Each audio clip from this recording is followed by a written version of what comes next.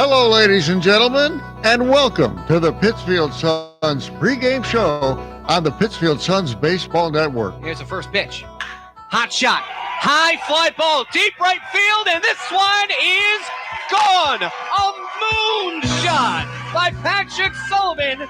And a hanging ball over the plate skies this one deep to right field. A 3-run homer in his debut, Patrick Sullivan. And now we'll take you to the birthplace of baseball, Pittsfield, Massachusetts, and Paul Downfield at historic Wacona Park. Long hold. Exhales. The 0-2.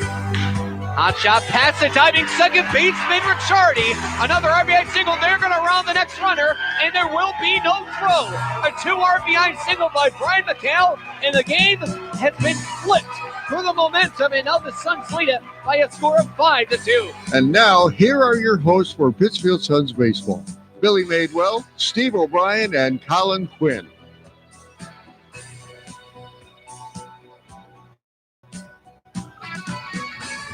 Good evening, ladies and gentlemen, boys and girls, and welcome to beautiful Paul Downfield at Wacona Park in Pittsfield, Massachusetts. As the Pittsfield Suns, they get ready to take FCBL action against the visiting North Shore Navigators. Good evening, ladies and gentlemen. Thank you so much for joining us along with the broadcast. My name is Billy Madewell. Alongside me, as always, my broadcast partners, Steve O'Brien Jr. and Colin Quinn. Gentlemen, Pittsfield Suns, after the All-Star break, they get a much-needed win after a 5-game losing skid. Yes, indeed, they did. They finally snapped that skid last night against the Nashua Silver Knights. They were able to get that win, get themselves back on track. They are now 2 games out of first place, trailing these North Shore Navigators they're about to face today, and they've got a very talented pitcher this afternoon in John Clayton going for them to try and get them within 1. A much-needed win last night for sure for the Suns, getting back on track. Like you said, it was a much-needed victory, and it's another much-needed victory here tonight against the Navigators, who sit atop of the division, and hopefully the Suns are able to defeat the Navigators, who they've struggled against this season. Well, the Pittsfield Suns' last 10 games are 4-6. Navigators 7-3. They're not only on the top of the leaderboard in the league, but they're also the hottest team. However, they did lose a game yesterday. So for the Pittsfield Suns, they're trying to ramp up both streaks to 2 wins for the Suns and 2 losses for the Navigators. But only time will tell, as we'll have to go at least 9 innings because there's not really any sort of threat of rain in sight. But while we have a quick moment, we're going to go with a quick trip around the FCBL, tell you what's happening around the league here for the Futures Collegiate Baseball League. Well, we'll take a look at the standings of the FCBL first. We find the North Shore Navigators atop at 25-18, 581 winning percentage. They lost their last game, as Billy mentioned, and also a 7-3 in their last 10. The Brockton Rocks are behind them, 1.5 games back of first place at 23-19, 548 winning percentage. They won 2 straight of the Rocks, and they are 6-4 in their last 10 games. The Pittsfield Suns come right behind the Brockton Rocks at 21-18, 538 winning percentage. 2.5 games back of first place. They won their last game, but they are 4-6 in their last 10 games. The Bristol Blues are tied for third place with the Pittsfield Suns at also a 21-18 record, 538 winning percentage, 2 games back. They've won their last 2 games. They're 5-5 in their last 10 games. The Worcester Bravehearts just 1 game back of the Suns, 3 games back of first place. They're 21-20, 512 winning percentage. They've lost their last 2, and they are 5-5 in their last 10. The Nashua Silver Knights looked like they were on the come-up, but a defeat last night to the Pittsfield Suns have them in a 1-game losing streak. 21-22 is their record, of 488 winning percentage, 4 games back of first place, 6-4 in their last 10 games. And the Westfield Starfires are at the bottom of the FCBL. Looks like they're pretty much have isolated that position through the rest of the season. 12-29 is their record, 293 winning percentage, 12 games back of first place. They've lost their last 5, and they are 2-8 in their last 10 games. Taking a quick trip around the league from yesterday's games, the Brockton Rocks defeated the Worcester Bravehearts 15-6 in a late inning slaughter by the Rocks. The Bravehearts led 6-4 after 5 innings of play until the Rocks first baseman Gabe Gioso hit a grand slam in the 6th, putting the Rocks ahead 8-6, and the Rocks would add 1 in the 6th and 1 in the 8th before finalizing the game with a 5-run 9th inning, capped off by an RBI double by the Rocks left fielder J.P. Knight. Knight went 4 for 6, 2 RBIs, and a run in the win. The Bristol Blues defeated the Westfield Starfires 5-3, thanks to some early production from the Blues bats. The Blues got the 3 runs in the first innings as Kyle Maves, Buddy Dwayne, and Noah Budzik all picked up RBIs for the opening frame. Maves would then come around in the second inning, adding a single and scored a run for the Blues. Starfires would come back with 3 runs of their own in that game. The 2 RBI single from Danny Crossan, followed by a wild pitch, scoring Elijah Dale for the Starfires. But the Blues would get their final run in the 5th inning on a bases-loaded walk to the Blues first baseman Casey Bass, and they take home the win 5-3. The Blues starting pitcher Ryan Locke went first 8 innings, giving up 6 hits, 3 runs, and did not walk 1, struck out 9 Starfires in the win.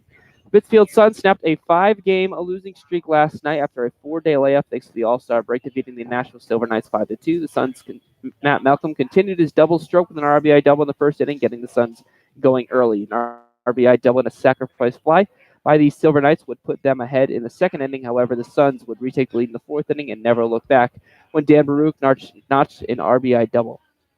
Mark Holy hit his league-tying 8th home run of the season in the win last night as well. The Suns got outstanding bullpen pitching from Kelvin Sosa and Joshua Jesuit as they went a combined 5 2/3 innings, giving up no hits, no runs, and they struck out 8 Silver Knights. Taking a look and seeing what's on tap for today in the FCBL, the Worcester Bravehearts and Westfield Starfires currently underway. Game started at about 4 o'clock. The Worcester Bravehearts have the 2-0 lead early in the bottom of the 3rd in Worcester over the Westfield Starfires. A 5:05 first pitch is scheduled at Holman Stadium between the Bristol Blues and the Nashua Silver Knights. And your Pittsfield Suns will host the North Shore Navigators, looking to get another winning streak going here at Wacona Park. First pitch is set for just about 5 o'clock. That is your trip around the FCBL here. Just concluding the managers meeting, managing for the North Shore Navigators, who was in the left-handed batter's box. That's Mike Odenwalder. And in the right-handed batter's box, of course, Matt Gedman, longtime skipper for the Suns, now about 3 years in. Umpires for tonight's contest, Mark Irish behind the plate. You can see him with the silver hair poking out and wearing the cap and in the base path right now. That is Dave Meyer. He'll be commanding outs and safe calls out on the bases.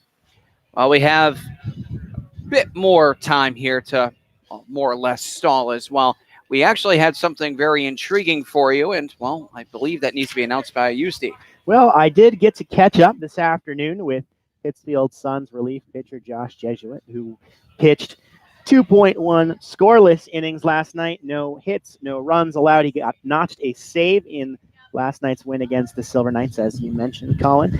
So I got to talk to him along this left field line here at Wacona Park. He was very gracious in answering my questions, and we will have that interview for you in just a moment.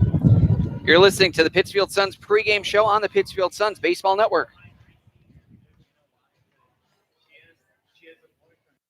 Give yourself the gift of a comfortable retirement by setting some cash aside for yourself. Saving a little of your monthly income can be as affordable as the average holiday gift. If retirement is near, you'll want to start saving right away. If you're younger, begin saving now, and compound interest will help your retirement funds snowball. A great way to figure out how much socialsecurity.gov/estimator.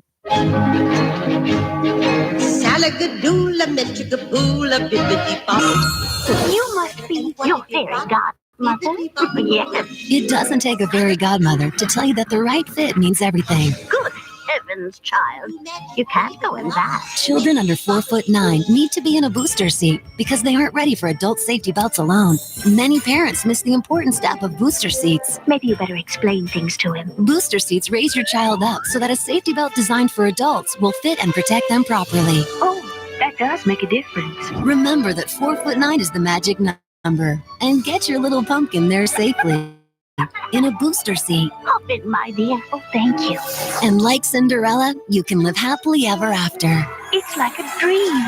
A wonderful dream come true. For more information, visit boosterseat.gov. This has been from the U.S. Department of Transport and Ad. Welcome back to the Pittsfield Suns pregame show here on the Pittsfield Suns Baseball Network. Steve O'Brien Jr. standing here with Pittsfield Suns pitcher Josh Jesuit. How are you today? Good. How are you? I'm doing very well, man. Thank you very much for taking the time. And so you went 2 1/3 innings last night in a win against Nashua. No hits allowed, no runs allowed. You got the save. What was working for you last night? I was just throwing strikes, and I was throwing my cutter/slider really good, and they were just swinging and missing at it, and just being able to control the strike zone really helped.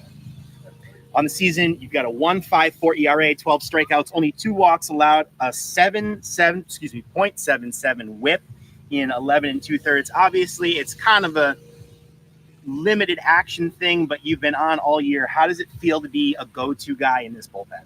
I mean, it feels good. I'm just happy to be able to get the work in every day so I can keep getting better. Speaking of work, what aspects of your game have you worked on this summer, and how has working with pitching coach Brandon Shalikas helped you with that? I've just been working on shortening up my arm action, and I feel like it's helped me throw harder. And Sheik has definitely done a good job at helping me do that, showing me drills to do, stuff like that. You guys are facing North Shore today. You're 2 games out of first place from that North Shore team. What do you guys need to do to get a win today and get within 1 game? Our pitchers just got to throw strikes, and our hitters just got to be aggressive. That's all there is. All right. Thank you very much. No problem. Mr. Josh Jesuit. This is Steve O'Brien Jr. here with the Pittsfield Suns pregame show. We'll be right back on the Pittsfield Suns Baseball Network. They're your friends. They're your neighbors. They're even famous entertainers. They're teachers. Okay, class, settle down. Open your books. They're scientists and astronauts. They're hams. They're 650,000 strong, and they're just like you. Earning your amateur radio license is easy. Just contact the American Radio Relay League at 1-800-326-3942.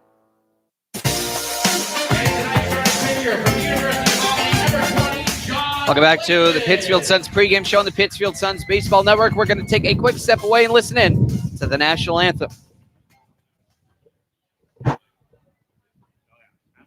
Hey, ladies and gentlemen, can all please rise and remove all hats as we honor America with the singing of tonight's national anthem. Performing tonight's anthem, please welcome Cassie Valiers.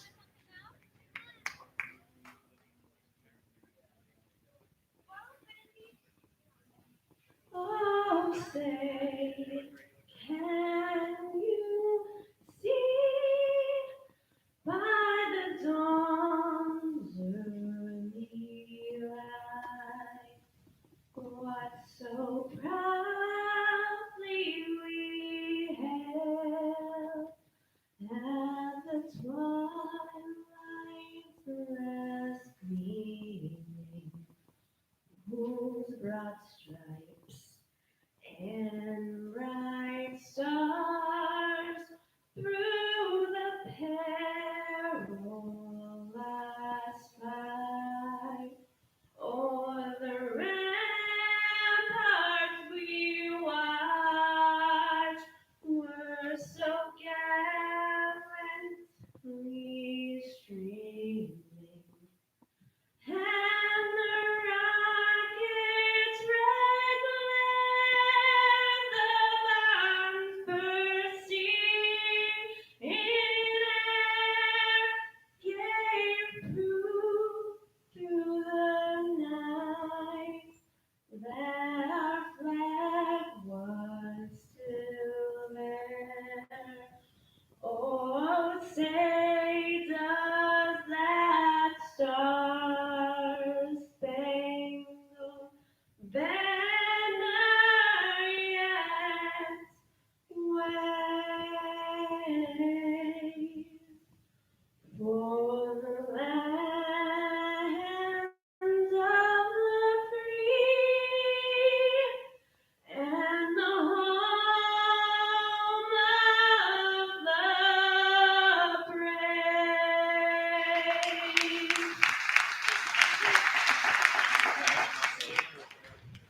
With the national anthem being sung, ladies and gentlemen, we are all set for Pittsfield Suns baseball, and we now present to you the starting lineup for the visiting North Shore Navigators. Leading off this evening for the North Shore Navigators will be their first baseman, number 25, Colin Wetterow. Batting second, the second baseman, number 11, Andrew Olzak. Batting in the 3 spot, the left fielder, number 2, Sean Lawler. Batting cleanup this afternoon, the center fielder, number 33, Ben Malgeri. Rounding out the outfield in the 5 spot will be the right fielder, number 24, Cade Kretschmar. Batting 6th, the designated hitter, number 31, Dominic Freeberger. Batting 7th, the shortstop, number 29, Keegan Calero. In the 8th spot is the third baseman, number 23, Logan Bravo. And rounding out the order for the Navs is their catcher this afternoon, number 1, Nolan Watson. They will have a tough task in Pittsfield Suns starting pitcher, John Clayton. A very tall task indeed. 5 starts, a 2-0 record with a 1.80 ERA. In those 5 starts, he has collectively pitched 30 innings, 23 hits given up, 6 runs all earned, 5 walks to 31 strikeouts. He's had an amazing all-star year for the Suns. We'll take a look now at the defensive alignment for the Pittsfield Suns. John Clayton on the hill. Jackson Peterson will be behind the plate catching Clayton. From third to first, it'll be Kalumovic, Strack, Coley, and Baruch. And out in the outfield for the Suns is Crunk, Cooney, and Bogus in right field. That is your defensive alignment for the Pittsfield Suns here this afternoon/evening. Outfield dimensions at Wacona Park come as follows. 310 down the left field line, 377 in left, 374 in center field, 403 in right center field, and 305 down the right field line. The Navigators, the first baseman, number 25, Colin Wetterow. Colin Wetterow going to be getting the nod here to kick things off for the contest. A season 288 hitter with a homer, 19 RBI. He'll be digging in from the left-hand side on a scorcher of a day, and currently in a heat advisory for another 3 hours. The windup from Clayton on the first pitch of tonight's contest. This one's hit high in the air, and that's going to go foul and out of play. This ballgame starting at 5:02 p.m. We indeed have a somewhat pleasant breeze coming through the press box as of late, but it is very hot today. It's very hot all weekend. Would have been a rough go of it yesterday. Heat index got up around 110. This one headed towards deep right center field. Going back is Cooney and Bogus, and on the run, Cooney will hit the wall and make the grab. What a great play, realizing where he was the entire time. The awareness there from the center fielder, Cooney. Well done out there by Cooney, really tracking that one down. Wasn't sure if he's going to be able to get to that, but played the ball perfectly. Maybe back step his first step, and he was able to track it down. He's had an average year at the plate, has Cooney, but defensively he has been quite good, as has this entire Pittsfield Suns outfield and, well, team, really. First pitch, that's in there, called strike to the second baseman, number 11, Andrew Olzak, who on the year is batting .302, a homer, 22 RBI. Windup from Clayton and the 0-1. That one misses upstairs for a ball 1-1. Yeah, the heat index yesterday, as you said, up at 110 degrees today. Touched triple digits in some areas, but definitely a scorcher, especially with a humidity, as the 1-1 is fouled way back. And it's unusual to see the two extremes for, let's say, the winter chill index, if you will, 30 below. Now with the heat index hitting 110. 1-2. That one's in on the hands, fouled back, and the count remains 1-2. As I like to call it, Canada Light is the Northeast. You don't get the premium version. The 1-2 swung on and missed, and that'll go down for strike 3. The pitches that fooled Olzak there. And couldn't hold up on the swing. So it goes down with a strikeout. Strikeout number 28 of the season for Olzak. Lawler having a career year, 345 hitter, 6 homers, 31 RBI, which currently leads the league.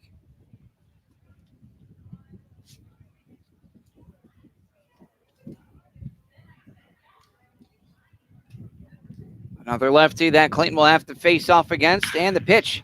High line shot over towards the center fielder, and that will go down as a line out to center to end the inning. A lot of contact, but an atom ball, and that is going to end the inning. No runs, no hits, no errors, nobody left. It's a 1-2-3 inning for the Suns to kick off the contest, and we head to the home half of the first. Suns currently tied with the Navigators, and we'll now present to you, once again, the starting lineup for your Pittsfield Suns. Leading off for the Suns this evening will be their center fielder, the aforementioned number 7, Jack Cooney. Batting second and tied for the league lead in home runs is their second baseman today, number 23, Mark Coley. Batting third, the DH, number 27, Matt Malcolm. Batting in the cleanup spot, the catcher, number 13, Jackson Peterson. Batting fifth, the right fielder today, number 18, Jeff Bogus. In the sixth spot will be the first baseman, number 19, Dan Baruch. In the seventh spot, the third baseman today, number 1, Jack Kalumovic. Batting eighth will be the left fielder, number 2, Kyle Kronk. And rounding out the order, playing shortstop today, will be number 8, Troy Strack. That Pittsfield Suns starting 9 will oppose this North Shore Navigators starting pitcher, Jake Zoller. Zoller on the season is split time between starts and relieves. In 8 appearances, 3 of them starts. He has a 2-3 record with a 3.81 ERA and 30 2/3 innings pitched. He's given up 31 hits, 21 runs, 13 of them earned, 16 walks, 23 strikeouts on the season.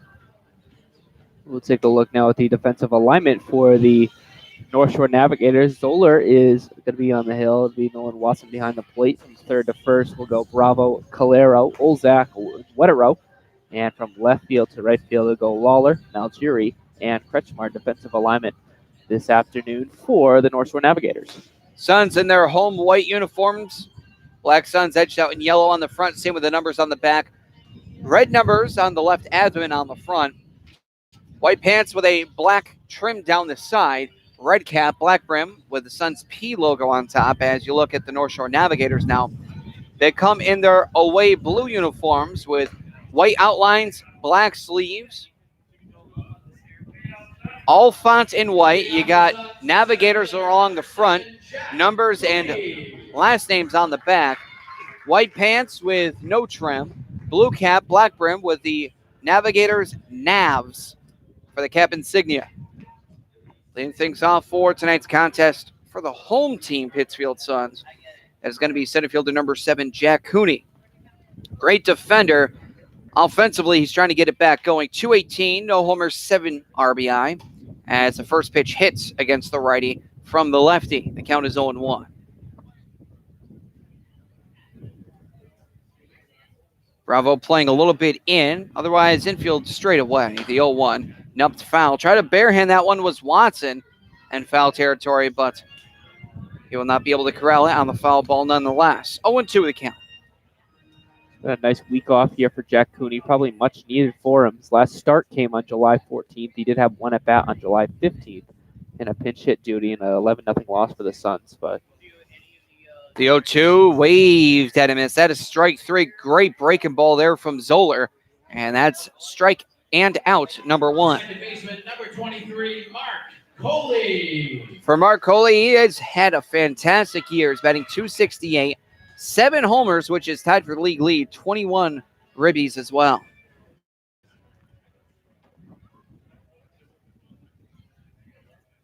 Zoller from the left, fires.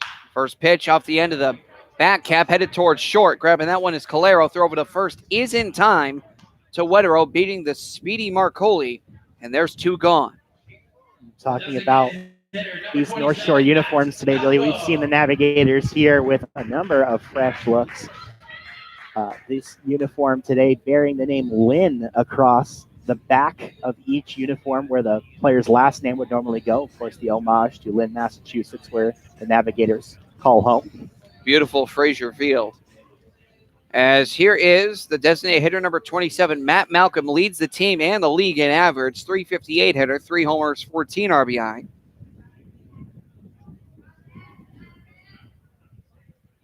Zoller with the first pitch. That drops low for a ball, 1-0.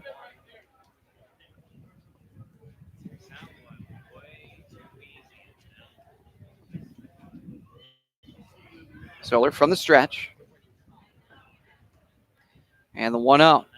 That hits there in the lower outside corner. Good pitch there with a locator from Zoller. 1 ball, 1 strike, 2 gone. Just getting underway in Pittsfield between the Pittsfield Suns and the North Shore Navigators. Bottom 1, no score. The 1-1. Swung on, foul. And that is going to be present for one of those homeowners on Wacona Street. Which they've seen plenty of those here, Well, especially this year. Probably too much, you're right. They can open up their own retail store at this point. Baseballs galore. A lot of souvenirs. Baseballs a la Wacona. The 1-2. Swung on down the third base line. That will kick foul. Stabbed at by Bravo, but it was foul. And we'll go again. 2, 1 and 2. Matt Malcolm, 9 doubles on the season. He's just been an absolute doubles machine over his last 10 games or so. He has 9 in total. That doesn't even lead the league. Mariano Ricciardi of Worcester leads the league with 13 doubles to his name. Not surprising there. The contact machine known as right. Mariano Ricciardi. Absolutely. That 9 is good for best on the team, though. Up there with Mark Coley and Jackson Peterson, who both have 8. So good company to be in. Pitch misses up and away. Now it'll be a true deuce pitch.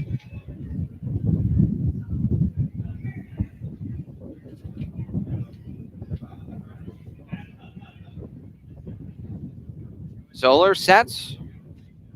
Lefty gripping the ball, fires it 2-2. This one in fair territory to Bravo, a grounder. Throw over to first in time. That will end the inning. As for the first inning, the only thing that you see is 3 up, 3 down. No runs, no hits, no errors, nobody left.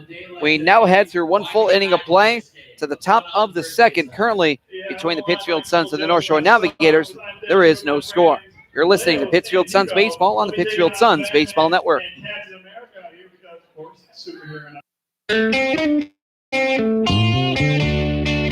Hi, this is Paul McCartney on behalf of RAD. If you're drinking, you can't drive my car or any car. Remember, if you're partying this holiday season, don't drink and drive. Got it? It's just not worth it. Doesn't make sense. Thank you. Yes, I'm gonna be a star. A public service message brought to you by the U.S. Department of Transportation, RAD, the National Association of Broadcasters, and the Ad Council. At the American Lung Association, we're fighting for a day when we can all breathe easier. We're fighting for clear skies over every city and healthy lungs throughout the country. We're fighting to free millions of Americans from the addictive grip of tobacco and the devastating effects of lung disease. The American Lung Association isn't just fighting for air, we're fighting for all the things that make it worth breathing, and we can use your help. See what you can do at fightingforair.org. Getting your child home safely Tap your views together 3 times. is just a click away. There's no place like home. But making sure your child is in the right seat is just one of the steps down the road to safer travels. I don't know how it works. Find the right seat for your little one's age and size. There's no better way to get home safely. Know for sure that your child is in the right seat. How can I ever thank you enough? Get all the facts at safercar.gov/the right seat. Brought to you by the National Highway Traffic Safety Administration and the Ad Council.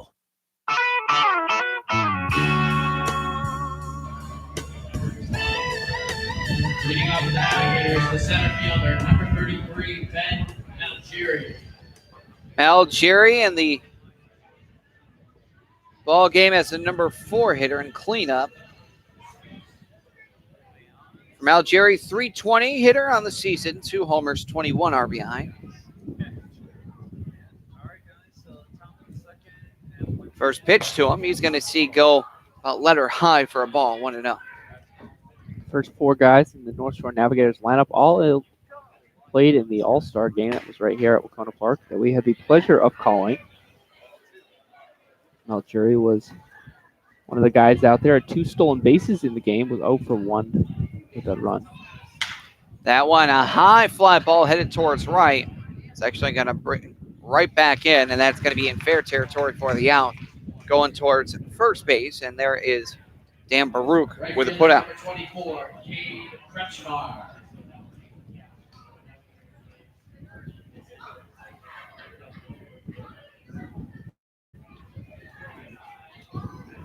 Right fielder number 24, Cade Kretschmar, as the number 5 hitter. Looking at Kretschmar, 326 hitter, 3 homer, 19 RBI. Did he go? Yes, he did. So it'll be a swinging strike to Kretschmar. The count is 0-1.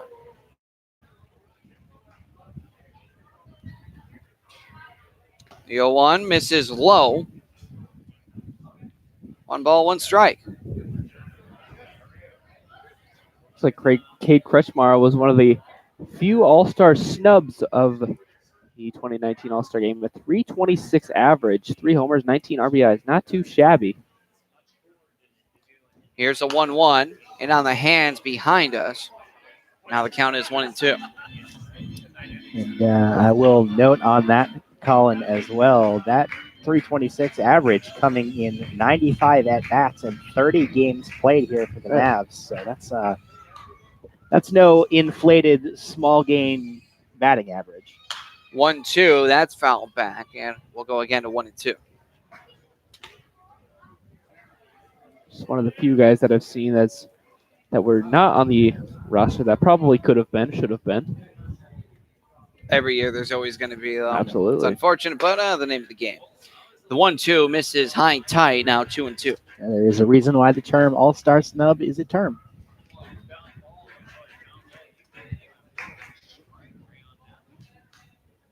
Here's the kick from Clayton. The 2-2 swung on in between the first-second gap, and that gets into right field for the first base hit of the contest there for Kretschmar. He got his pitch there and just put it on the ground through the hole of the first and second baseman for the Suns. And first hit on the board in this game goes to the Navigators, Kretschmar.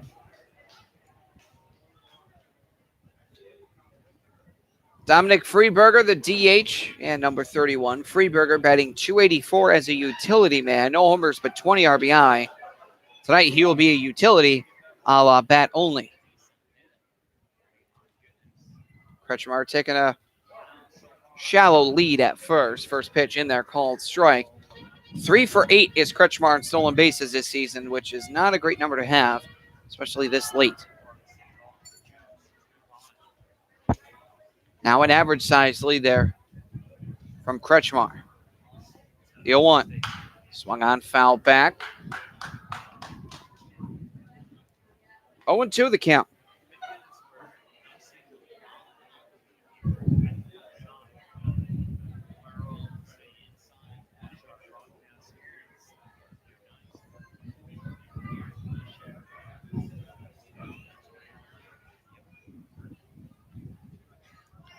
Clayton a long hole, checking first, the 0-2. Good slide there from Peterson. It's low and away, 1-2. Pittsfield Suns still in the lead in fielding percentage in the league of .962 fielding percentage.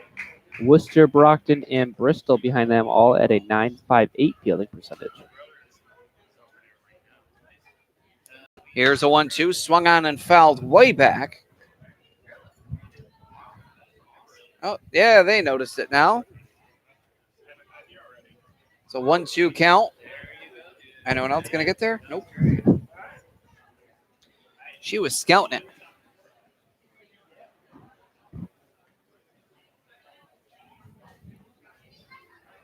Clayton, the 1-2. That pitch misses high. Now 2 balls and 2 strikes. Looks like that was more of a waste pitch there by Clayton as Jackson Peterson, before the pitch was even thrown, asked for the ball a little bit higher than usual, trying to make Freeberger swing at that one, but to no avail.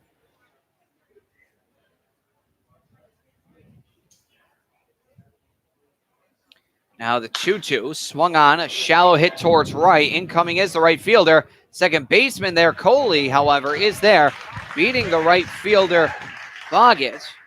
And Coley, the normal right fielder, well, he played both second and right. He's able to play both positions this time.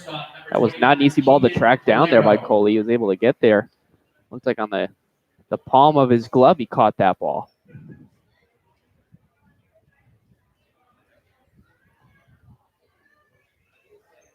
Shortstop, number 29, Keegan Calero.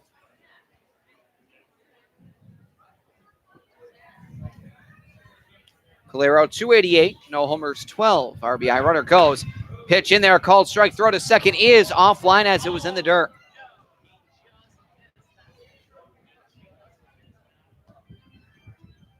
Not a great throw there by Peterson. No, a late break there from Kretschmar. Better throw, definitely has a chance. Oh, he had him dead to rights. The pitch was just low and lost velocity when it hit the ground. So it'll be a stolen base. The count is 0-1. Pitch that misses outside. Count is now 1 ball, 1 strike. Calero 3 for 3 in his last game against the Brockton Rocks. Had a run in that game, also a stolen base, a guy that runs fairly well for the Navigators. 2 gone, a runner on second for the Navigators. Here's a pitch. Let's see, the throw over to third is on line, and the tag is applied. Pitch was in the dirt. Good slide there from Peterson, who deked the runner. That'll be caught stealing 2-5. That will also end the inning. No runs, 1 hit, no errors, and nobody left. We now head through 1.5 innings of play to the bottom of the second. No score between the Navs and the Suns. You're listening to Pittsfield Suns Baseball on the Pittsfield Suns Baseball Network. Exercise is hard. So is maintaining a healthy diet. Of course, neither is half as hard as dying. Sadly, type 2 diabetes, heart disease, and stroke kill nearly 1 million people a year. Even sadder, most of these deaths are preventable with a few lifestyle changes, including regular activity, healthier eating, and not smoking. Talk to your doctor about your risk for type 2 diabetes and heart disease. And if your doctor recommends lifestyle changes or medication, listen.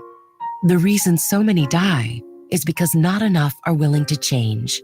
You can stop it, starting right now. It's your life. Listen to your doctor. Eat better. Get moving. Visit checkupamerica.org or call 1-800-DIABETES. A message from the American Diabetes Association.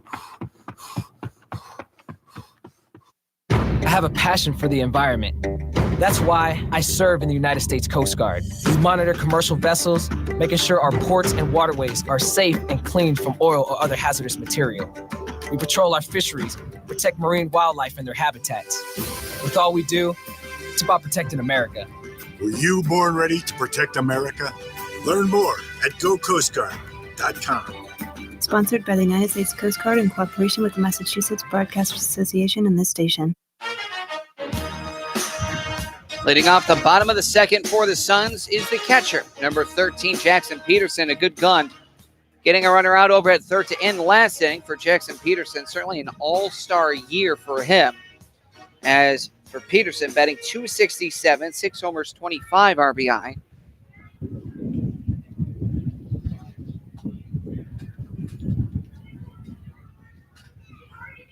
Here's the first pitch. He's going to watch that jet low to the left-handed batter, Peterson. 1-0. Peterson, a lovely all-star game that he had. 2 for 2 with a run, RBI in the game as well. Was named the MVP. High fly ball to left center field, more left now with the win. Lawler getting underneath it. He will almost lose track of it before making the grab. Right fielder, number 18, Jeff Boggess. Jeff Boggess will now step up to the dish. As for the right fielder, Boggess, on the season, he's been really stapled over and left, but for Boggess, 281 hitter, 2 homers, 15 RBI. We're getting one of our first looks at Boggess out right field here tonight. Here's the first pitch. Out, and this one going deep. Further deep, the center fielder at the warning track will make the grab. Mel Jerry just feet away from that one being a homer, but the wind brings it in.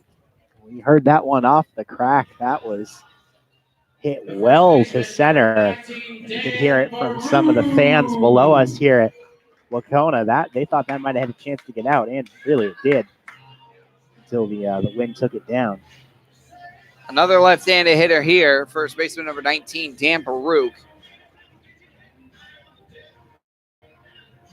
Rather, right-handed batter. Sorry there. 273 batter, a homer, 11 RBI in the season. Great defensive first baseman, known for his real stretch over at first, the Baruch special, as it's called by others. Pitch, that's in there, called strike 0-1. It's got to hurt doing those stretches. I'm sorry. I hear you Not there. enough yoga in the world could make me do that. The 0-1. Watching that one just nip low. 1 ball, 1 strike. Well, Dan Baruch in yesterday's game, 1 hit away from the cycle. Just missed that home run. One of the tougher ones to get. Had a triple, had the double, and RBI in the game as well. 3 for 5 he went. Here's the 1-1. High fly ball down the left field line on a bullet, gone! And it bounces to the left fielder who bluff throws it back in. He didn't realize it was a homer. He didn't realize it was a homer. I don't think anybody knows. It was a homer. Oh, absolutely. That's gone. It was a homer. There we go. Oh, wow. Well, it was such a line shot, it bounced out and in. And the call will obviously stand. Here comes Oldenwalder trying to figure out what in the world was that nonsense about. That happened very, very quickly, and that could be easily misjudged out there. But that was definitely out of here. No doubt about it. Bounced, hit the far back wall, came back out to the left fielder Lawler, who bluffed through it in. He knew it was gone. I think that's what Oldenwalder was trying to figure out. Said, hey, why was that stopped and rolled a double? Oh, I was going to talk about how Dan Baruch, for all his defense, has very quietly put together a very nice offensive campaign as of late. You didn't even give me any time to get it out. I got out of here in a hurry. Third baseman number 1, Jack Kalumovic, will dig in, and he will take one in on the hands. The count is 1-0, as on the season here for Kalumovic, he's batting .310, which is good for third on the team. It's a .310 hitter, a homer, 8 RBI. For Baruch, third homer. This one a high fly ball going out to right center. That will dip down for a base knock. Oh, the hitting bug is contagious here in the second. It's already 1-0 Suns. And now another line shot there, this one by Kalumovic. Well, not only has Kalumovic been one of the Suns' best hitters on the season, he's done it all year. Taking a look at his stat line from the season, his lowest average point of the year was 296. That's as low as it has gone this year. Pretty consistent. Yes, sir. Here's Kyle Cronk. He will see one low. Count is 1-0.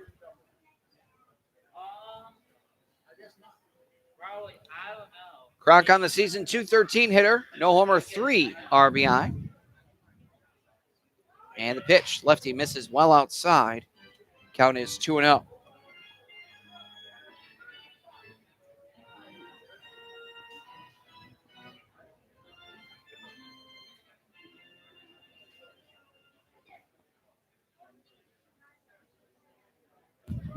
It's a 2-0 count here to Kyle Cronk. Runner on first, and the pitch. And on the hands, it's shot foul off the concourse. And there's another souvenir. There you go. By the Vultures. I'm kidding. They're not Vultures. Not at all. They're just standing having a good time, waiting for a free baseball or two. I wouldn't call that a vulture. I'd just call that, well, scouting. Kalumovic leads off first. Average size lead. Pitch misses outside. A snap bluff throw to first. It has been a minute since we've seen Kyle Cronk here at Wacona Park. His last home game was a 10-4 win over the Starfires on July 8th. So it's been a minute, but always good to see him out there. He's had a couple of clutch hits for the Suns this year. 3-1 is fouled off of the catcher's mitt. Count is 3-2. He made a very good first impression on us, that's for sure, with his with his double the very first game against the Bristol Blues. Really set the Suns up for victory in that game. Runner will be off with the pitch, and he does go. The 3-2 misses outside. No, called strike 3. Cronk, he's got to watch his words here. Wow. Called strike 3. Well, in the inning, but the Suns, they got a run on the board off of 2 hits, thanks to the solo shot by Dan Baruch and single by Jack Kalumovic. No errors and a runner left on. We now head through 2 full innings of play. to the top of the third. It's 1-0. Suns lead the Navigators. You're listening to Pittsfield Suns Baseball on the Pittsfield Suns Baseball Network. Get set, go. Getting your child home safely Tap your views together 3 times. is just a click away. There is no place like home. But making sure your child is in the right seat is just one of the steps down the road to safer travels. I don't know how it works. Find the right seat for your little one's age and size. There's no better way to get home safely. Know for sure that your child is in the right seat. How can I ever thank you enough? Get all the facts at safercar.gov/the right seat. Brought to you by the National Highway Traffic Safety Administration and the Ad Council. Give yourself the gift of a comfortable retirement by setting some cash aside for yourself. Saving a little of your monthly income can be as affordable as the average holiday gift. If retirement is near, you'll want to start saving right away. If you're younger, begin saving now, and compound interest will help your retirement funds snowball. A great way to figure out how much you'll need to save for retirement is to learn how much you'll get from Social Security. Do that in minutes at www.socialsecurity.gov/estimator. Getting your child home safely Tap your views together 3 times. is just a click away. There is no place like home. But making sure your child is in the right seat is just one of the steps down the road to safer travels. I don't know how it works. Find the right seat for your little one's age and size. There's no better way to get home safely. Know for sure that your child is in the right seat. How can I ever thank you enough? Get all the facts at safercar.gov/the right seat. Brought to you by the National Highway Traffic Safety Administration and the Ad Council.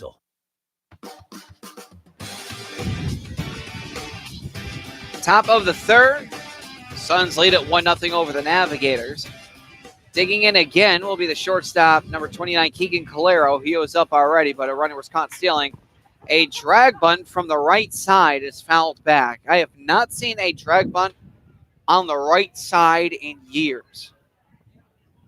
As odd as that is, we normally see it when it comes to a left-handed batter because he can run along the line, but really haven't seen it from a right-handed batter. It's been years since I've seen it live. Here's the 0-1. Curves in there. Called strike. Beautiful pitch by Clayton. Count is 0-2. Jack Halimovic is playing pretty deep, as is Dan Baruch, so a successful bunt may have been good for the Navigators, and Calero does have a lot of speed with 9 stolen bases on the season. Here's the 0-2. Swung on a high fly ball to deep center field, but right there is Cooney. He will reach up and make the grab. 1 gone. Well, Cooney has been busy so far today. He recorded 2 outs in the first inning. Colin Wetterow and Sean Lawler, first and third batters of that inning, and now he leads off the third here with an out on Keegan Calero. Now stepping up to the dish will be the third baseman, number 23, Logan Bravo, who's batting .225, 5 homers, 19 RBI. As the third baseman sees the first pitch. We'll say that one was high, right over the plate. Looked good, but we'll say it missed high. 1-0. Here's the 1-0. And one foul back. For a guy that has 12 extra base hits out of 27 hits. Where did that hit off of? That foul ball, I think, hit off of Thrive because it's now in the street. It took a weird hop. Oh.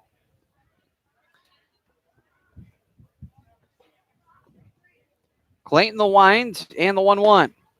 That misses low, now 2-1.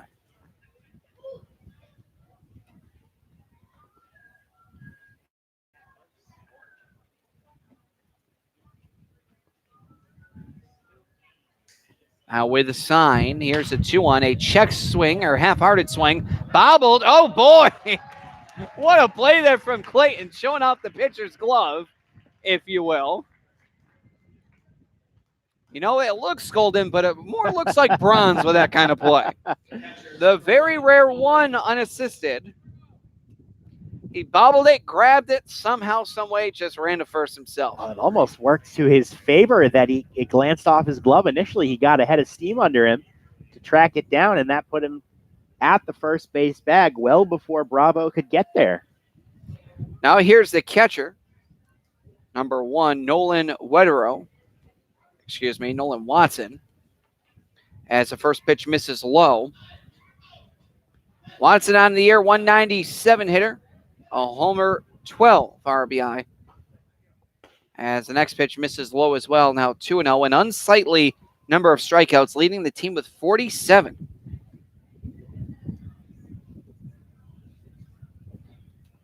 So the count 2-0 here to the catcher.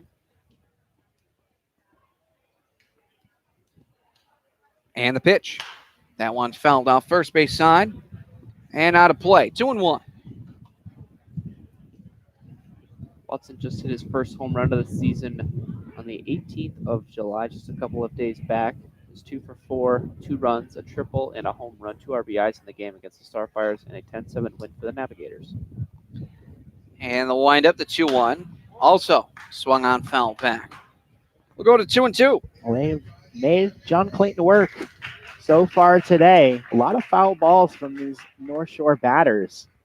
Still, Clayton's been able to retire them, with the one exception of Cade Kretschmar, who ultimately was retired on the base path. 2-2 misses high and away. Now the count will be full.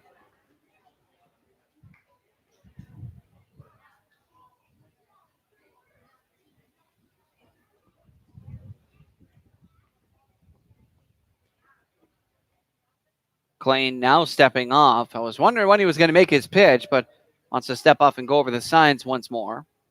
Now they're on the right page, the wind and the payoff. That misses high and away. And that will be the first walk given up tonight by Clayton. And I will go back to the top of the lineup for the second time. First baseman, number 25, Colin Wetterow. Colin Wetterow, he skied out to center his previous time up. Big lead there by the catcher.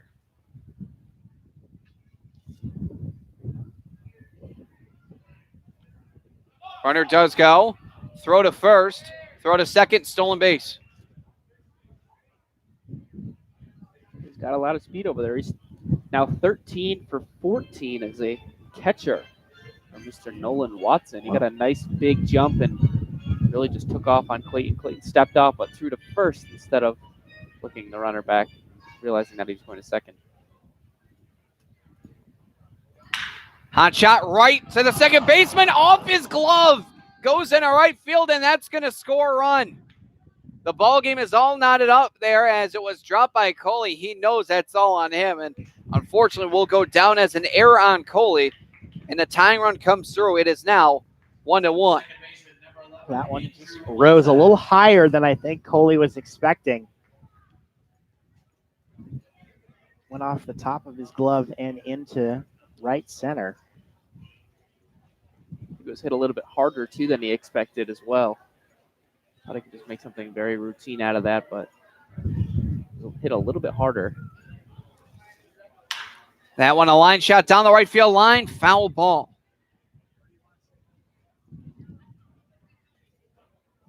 Tough break for the Suns there.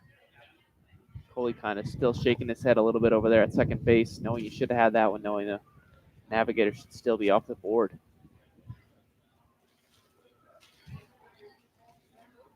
Coley knows it's on him, and if I know Mark Coley, I know that he's going to try to find a way to make that one up for his team. No doubt about that. Here's the 0-1. Beautiful curve from Clayton. We have seen a couple of those so far out of John Clayton. He's been really in command of his pitches so far.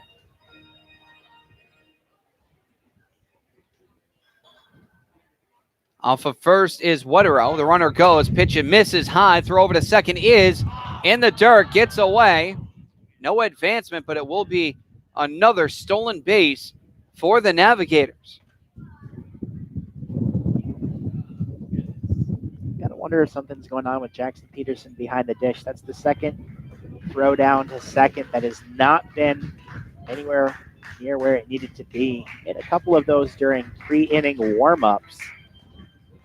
You know, you can potentially just write that off as, oh, well, it's a pre-inning warm-up. It's not real game action. There may not be a real effort behind it, but 1-2 off the pitching hand of Clayton. Throw over to first in time. Hopefully he's all right. Takes the glove up with his right hand. Looks like he's all right. Well, Time will tell at this point in time. So that will go down 1-3 on the putout. In the inning, 1 run off of no hits, 1 error, and 1 man left. We now head through 2.5 to the bottom of the third, and it is all knotted up once more. It is now 1-1. Pittsfield and Navigators tied. You're listening to Pittsfield Suns Baseball on the Pittsfield Suns Baseball Network. Did you know the third leading cause of fire deaths for older adults is cooking? Hi, I'm Rob Neal from the United States Fire Administration with important fire safety tips for seniors. Never leave cooking unattended because a serious fire can start in seconds. Don't wear loose clothing while cooking. Keep towels and pot holders away from the range. Double check the kitchen before you go to bed or leave your home. This message is brought to you by the United States Fire Administration, your local fire department, and this radio station. Hi, we're talking to real smokers about quitting. Tell me when you smoke and why you smoke. Eat, cigarette, kids, cigarette, dinner, another cigarette. One on my way to lunch, one after lunch. And another cigarette, and another cigarette. Have you tried to quit? Yes. I become angry. It ain't that easy. You can't just quit cold turkey. I tried. What would you do different? Actually having a plan and thinking it through. You have to relearn how to live your life without a cigarette in your hand. With the right plan, you can quit smoking. Free at becomeanx.org. X, a new way to think about quitting. Brought to you by X and the Ad Council.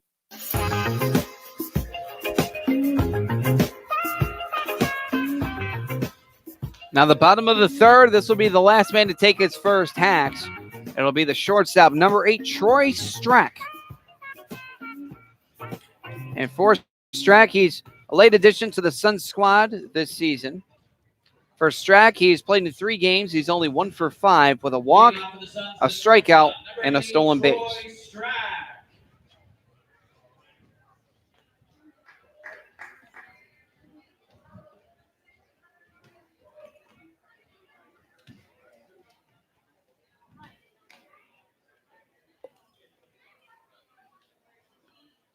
Zoller with the pitch. That one misses outside. 1-0. Strack comes from Lyon College. He hit .309 this season, 12 doubles, 2 RBI, 2 home runs, 39 RBIs. Guy that definitely can put the ball into play. The 1-0 high fly ball down the right field line. Excuse me. I was about to say shading right. It'll be a foul ball. Definitely had the distance as he pushed it, but a little bit too much slice on it.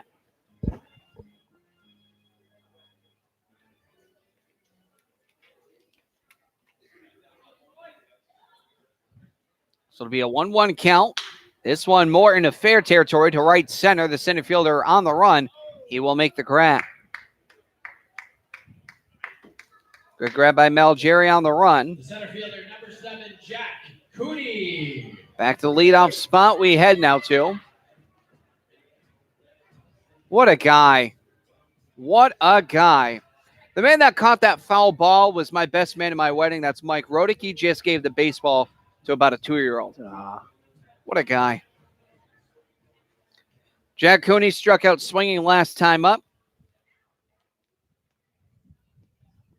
And the pitch. That's called a strike on the outside corner.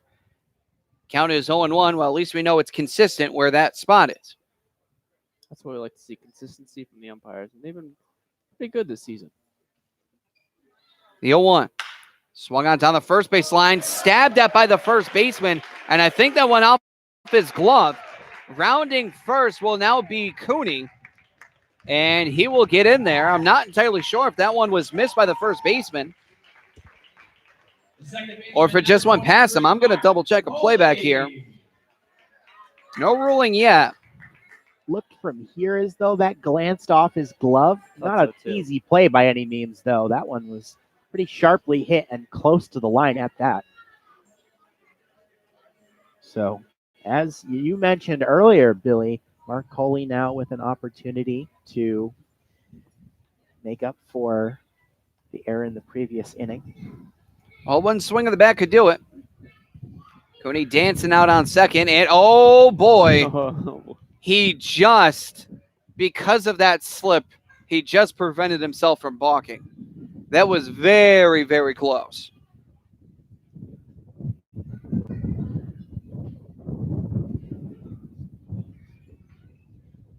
First pitch. That's at the knees, a called strike.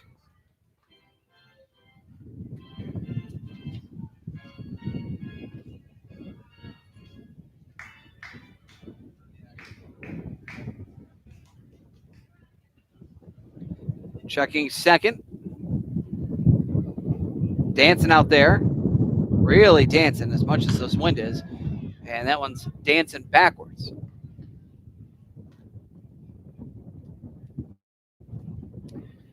Well, the wind does make things a little easier for us up here in the booth on a scorcher today at Wacona, but certainly not so easy for the gentlemen playing down here on Paul Dowd Field. Another pickoff motion. 2 pitches to Mark Coley. The count is 0-2.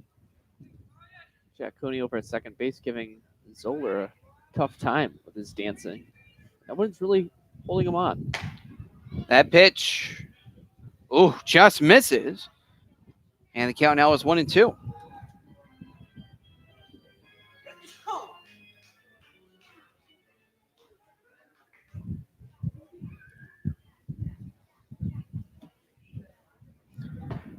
One, two, that misses in the dirt. Count now 2-2.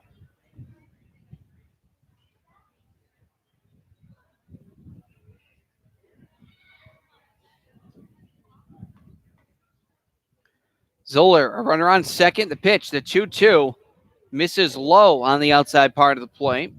The count now is 3-2. Good eye here by Mark Coley. He's been patient on these last few pitches, and now he's able to run the count full after an early 0-2 hole.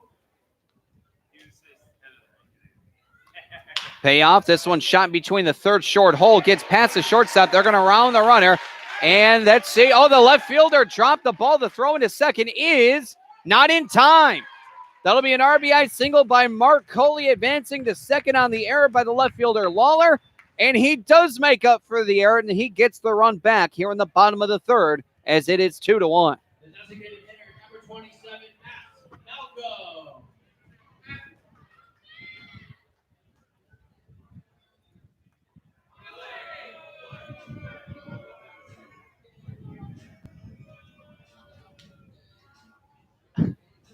They're giving me grief because I ruled out an error on that guy, but it's also a hit. Absolutely. I put up the hit. I put up the hit there. No, it was ruled a double, by the way, so you still have to press hit. Yep, for the home team. It was both a hit and an error. Pitch misses low and away there to Matt Malcolm. So we're still waiting on the ruling for the... Which was ruled a double. Okay. I looked at the playback. I don't think the first baseman could have had that at all. Yeah, enough. Enough. That was an error on the left fielder. That pitch is in there, called strike. I'll explain that one later to Barbarata, by the way. All right.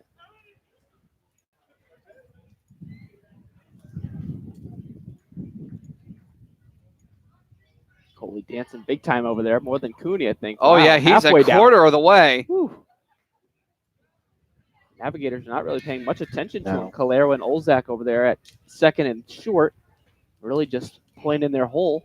I was just going to say that as for as many times as Zoller has made that motion back to second on both Cooney and Coley, no one's holding him on.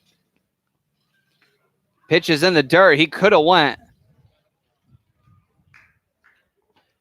Whatever that was, or whatever that hit after it hit the dirt, we heard it. And all I'm thinking is, ouch. 2 balls, 1 strike, 1 gone.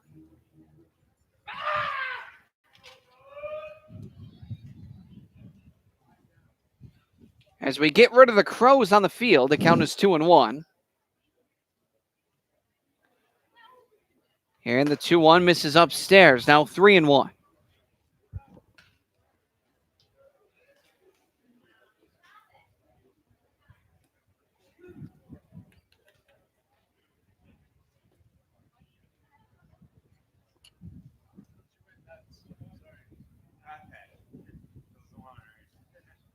Three and 1 the count here to Matt Malcolm.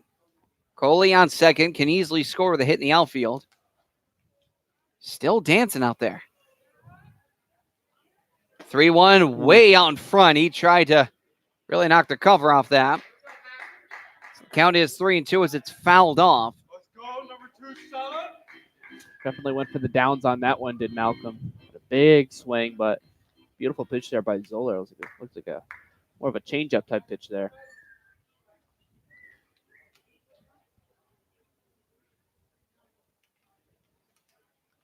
Still dancing halfway as this one's hit over towards first. Grabbed there by Wetero, and he will step on first base.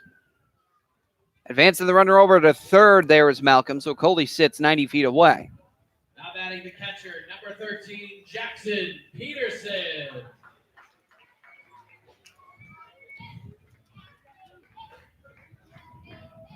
Jackson Peterson, a good opportunity here.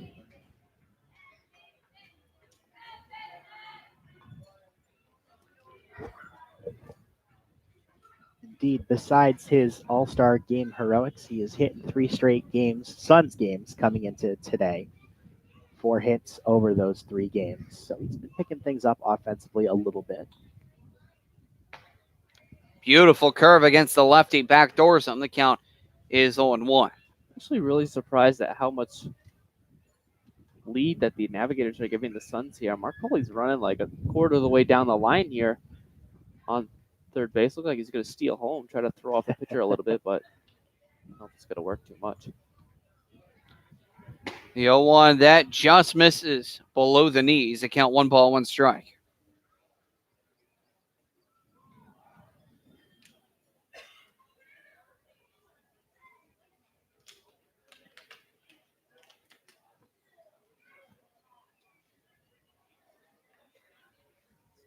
From the stretch, 1 ball, 1 strike, 2 gone.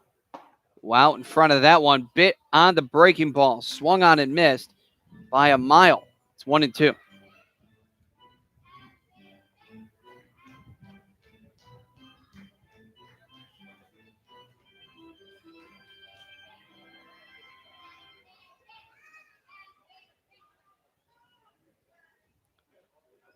Zoller from the stretch.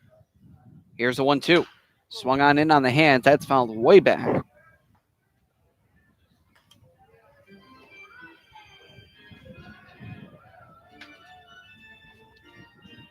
course, Peterson, known for the power he's flashed early on in the season, but he's been a decent average guy, hovering around 260 to 270 for the month of July. Not a shabby mark by any means. The 1-2. Not a shabby hit into center field. Pittsfield Suns get another RBI single. This one on Jackson Peterson. Those chants from the crowd, MVP, must have helped. Well, he's been a fantastically clutch guy for this team all year. Been one of their best hitters. And again, it may not seem like much right now, but every run important against this North Shore team, a team that obviously is on top of the league for a reason. The Suns now with a 2-run lead here in the bottom of the third.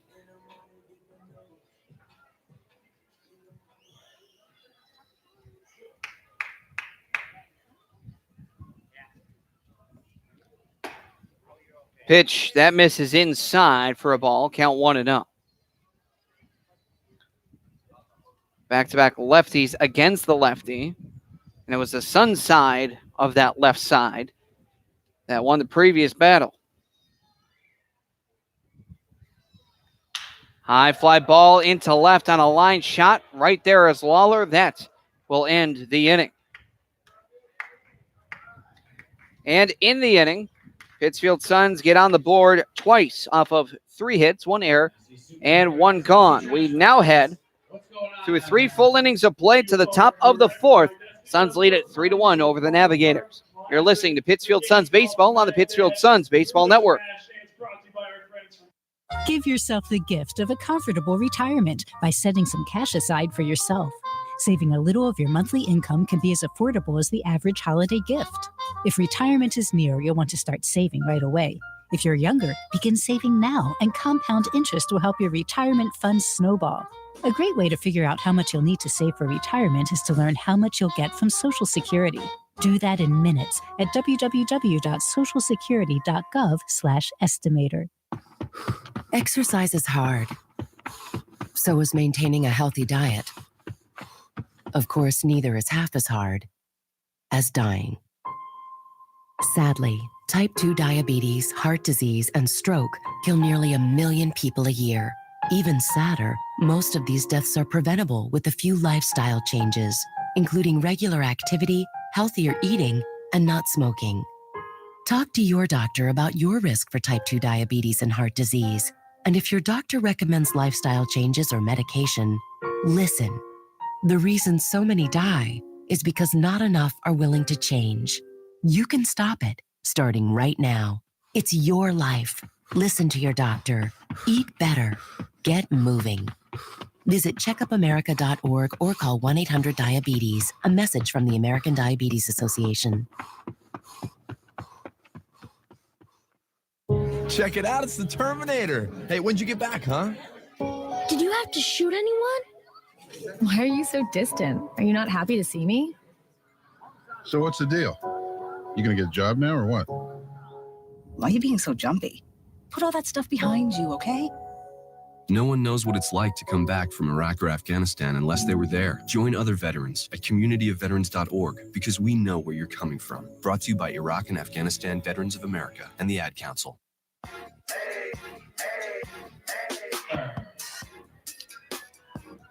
Now we head to the top of the fourth, and it'll be the heart of the order, Lawler, Malgiri, Kretschmar. Last time up for Lawler, he lined out to center field. First pitch from Clayton back out there. It's fouled back, and the count is 0-1.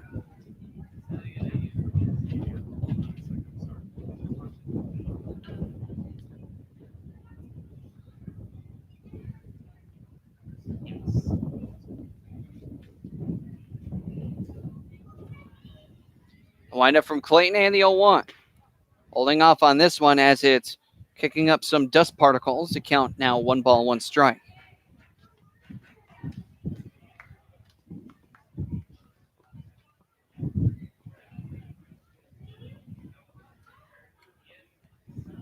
That one foul back. 1 ball, 2 strikes. Sean Lawler also participated in the All-Star game, 1 for 2 in the game, at a stolen base as well.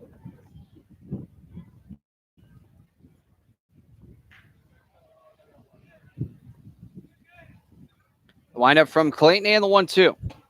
That one misses low and away, brings the count even. 2 balls, 2 strikes, and the top of the fourth.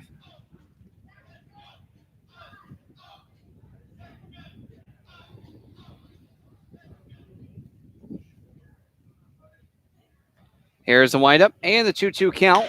Swung on down the first base line. Oh, took a weird hop, but right there was Baruch. He'll take it himself. And that is an underrated play over at first. He has absolutely been a defensive stalwart at that corner infield spot, has Baruch. He's been very good for this Suns team, a gem among a strong defensive team to begin with. And just like you said, Billy, that's a tougher play than he made it look. Center fielder number 33, Ben Malgiri. This one a nubber over to short. Glove, pick, throw, stretch. Got him. All around great play from short to first to second out. That one died on the infield grass, as we've seen plenty of times here at Wacona. Strack had to hurry that one up more than I think he initially realized, but still able to make a nice play over to first, and Baruch special on display here in the fourth inning. And now Cade Kretschmar, a single stolen base and caught stealing attempt. He is 1 for 1 and 1 for 2. That misses low against the lefty, 1-0.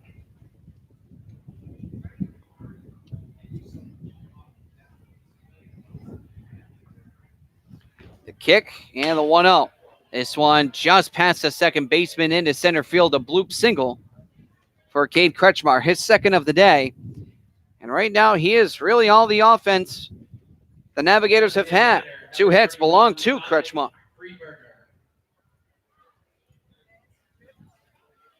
It's also got a stolen base on the day. It was caught stealing back in the second inning on a ball that I think he thought I'd have gotten past Jackson Peterson, which was not the case. Just a bad read on that play.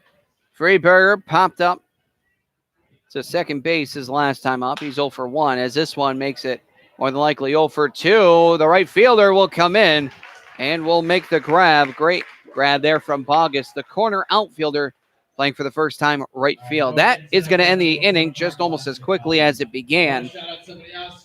No runs, 1 hit, no errors, 1 man left. We now head through 3.5 to the bottom of the 4th. The Pittsfield Suns, oh wow, we have someone from Poland. All the way from Poland for the first time. First baseball game, we have a couple from, I believe it's Oakland, California, and now one from Poland. So wow, we got a couple of different people here. So very nice to see. We head to the bottom of the 4th. Suns lead at 3-1. You're listening to Pittsfield Suns Baseball on the Pittsfield Suns Baseball Network. Getting your child home safely Tap your heels together 3 times. is just a click away. There's no place like home. But making sure your child is in the right seat is just one of the steps down the road to safer travel. I don't know how it works. Find the right seat for your little one's age and size. There's no better way to get home safely. Know for sure that your child is in the right seat. How can I ever thank you enough? Get all the facts at safercar.gov/the right seat. Brought to you by the National Highway Traffic Safety Administration and the Ad Council. Hi, we're talking to real smokers about quitting. Tell me when you smoke and why you smoke. Eat, cigarette, kids, cigarette, dinner, another cigarette. One on my way to lunch, one after lunch. And another cigarette, and another cigarette. Have you tried to quit? Yes. I become angry. It ain't that easy. You can't just quit cold turkey. I tried. What would you do different? Actually having a plan and thinking it through. You have to relearn how to live your life without a cigarette in your hand. With the right plan, you can quit smoking. Free at becomeanx.org. X, a new way to think about quitting. Brought to you by X and the Ad Council.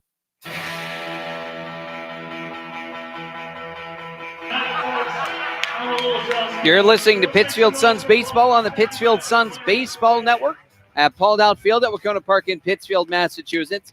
Billy Madewell, Steve O'Brien Jr., Colin Quinn here on the call as Pittsfield Suns leading off in the bottom of the 4th. The Pittsfield Suns lead the North Shore Navigators 3-1, as it'll be the 6, 7, 8 batters here in the 4th, starting with Dan Baruch. Last time up, lined a homer that was debated to be a double, but upon further review, which lasted all of 2 seconds, it was a homer.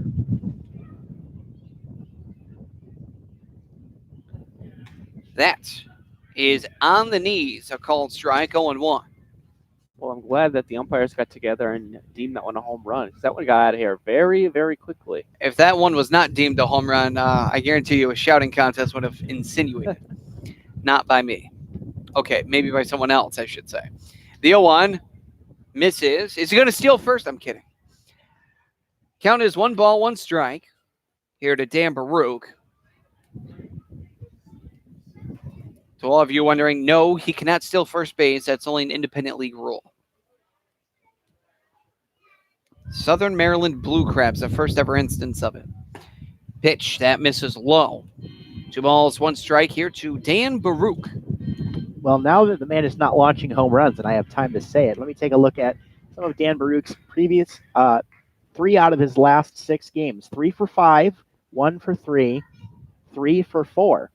Throw in another one, 2 for 3. A home run in that stretch. He's on a hot streak. 4 doubles, a triple. He's got a hit tonight. He is very, very sort of under the radar, inserting himself into the upper echelon of Suns hitters.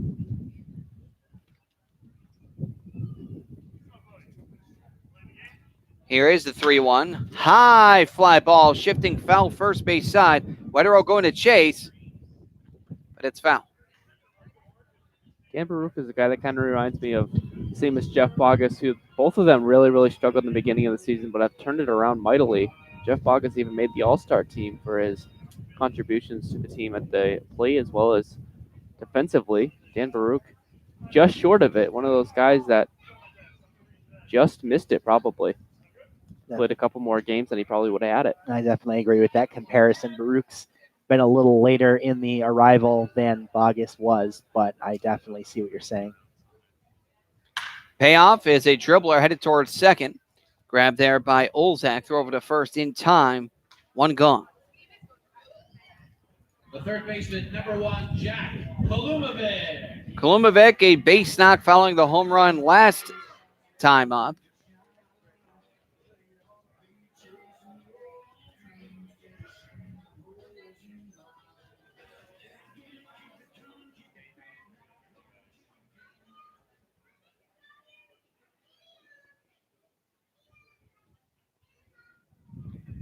Here's the first pitch. That's in there. A called strike. 0-1 here to Kolumovic.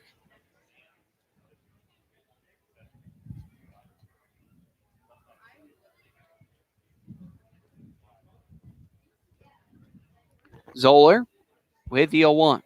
Swung on, headed towards second. Again, Olzak will grab, throw in time. Zoller a bit busy at second this inning as his second assist. Will bring up Kyle Cronk, and if he repeats what he did last time up, I don't think he's going to be in the ballgame much longer. He struck out looking on a controversial called strike 3 on a pitch that to us looked a little bit outside, and Cronk agreed and with a little bit more of an attitude, but understandably upset. Didn't think the pitch was there. As this one is nubbed high and in on the hands. The count is 1-0.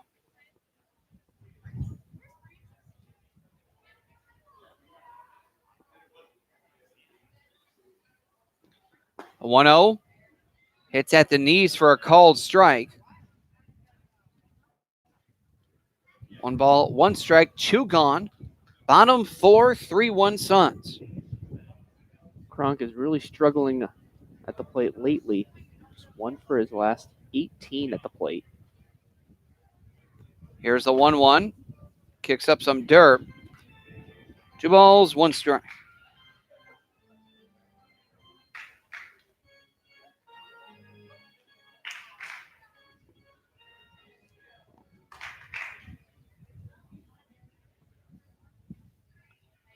Now the 2-1 misses low and in. Now 3-1. He's also one of the guys on the Pittsfield Suns team, like Jack Cooney, who hasn't played in a week. Last game on July 14th, last Sunday in Nashville against the Silver Knights. Went 1 for 3 in that game. The guy that definitely needed some time off from the game of baseball. 3-1 misses high and outside, and that is going to walk Cronk. So bring up Troy Strack. Number 8, Troy Strack.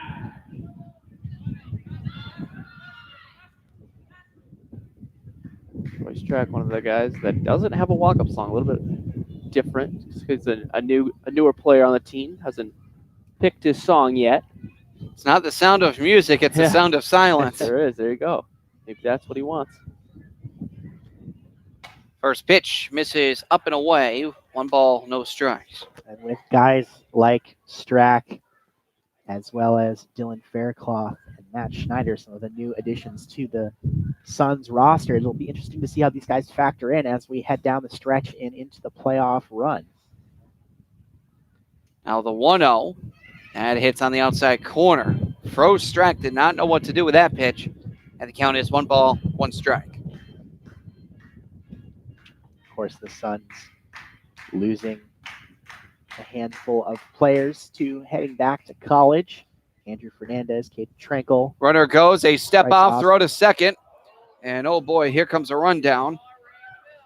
Let's see, that was 1, 6, 3, 4? 1, 4, 3. Ended with the shortstop. 1, 4, 3, 6. There it is. I knew I was fuddling around right there. So getting run down there is Cronk. That will end the inning. No runs, no hits, no errors, nobody left. Through 4 full to the top of the 5th.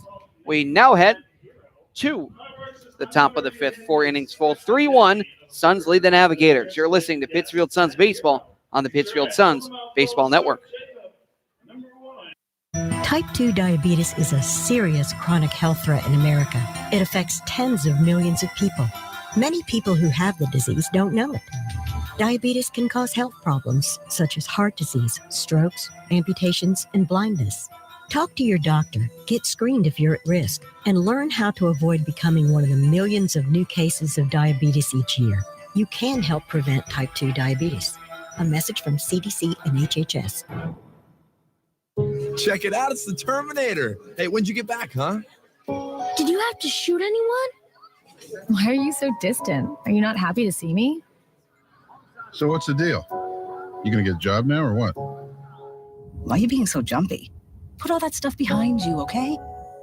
No one knows what it's like to come back from Iraq or Afghanistan unless they were there. Join other veterans at communityofveterans.org because we know where you're coming from. Brought to you by Iraq and Afghanistan Veterans of America and the Ad Council. The following commercial is sponsored by feedthepig.org, an organization devoted to helping you save money. We will not entice you with messages like lowest prices in town, dealer approved, certified pre-owned. Nor will we brag about our huge selection.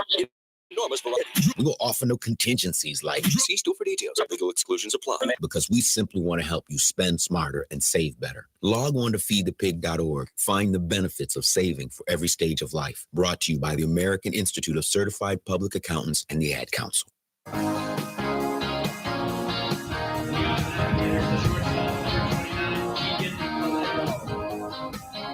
Keegan Calero skied out to center. Logan Bravo on deck, grounded out to the pitcher on a weird, wacky play there by Clayton. And Nolan Watson walked, stole a bag, and then scored the only run of the contest. First pitch swinging, fouled back. It's 0-1. Well, Clayton's got it going on early here. 4 innings so far, now 4+, just giving up the 2 hits, 1 walk, just 1 strikeout. But he has been very, very efficient.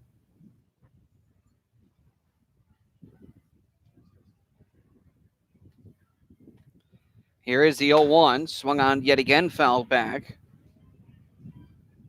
And whew, you know those people that are trying to get baseballs? Yeah, that one was about 5 feet to her right. Yikes. She didn't even notice until it hit the ground.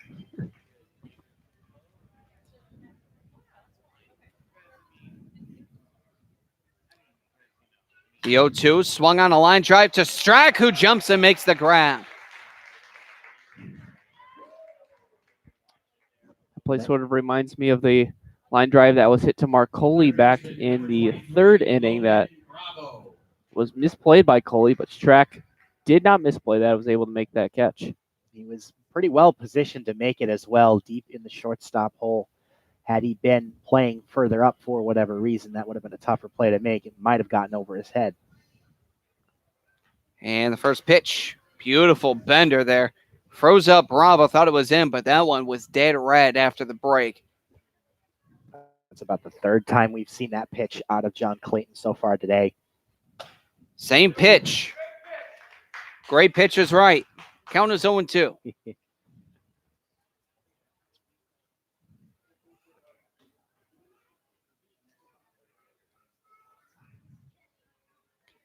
Kick the deal. The 0-2 swung on a miss for a strike 3, and that is exactly how you want to pitch. 1, 2, 3 strikes, you're out. Just perfect pitching there by Clayton. 2 beautiful breaking balls, then the heat ball to really just put away Bravo. Nolan Watson, the catcher, will now step up to the dish. Again, only 2 hits for the Navigators. They have 1 run and 1 error to produce out of that. The Suns have 5 hits, 3 runs, 1 error as well.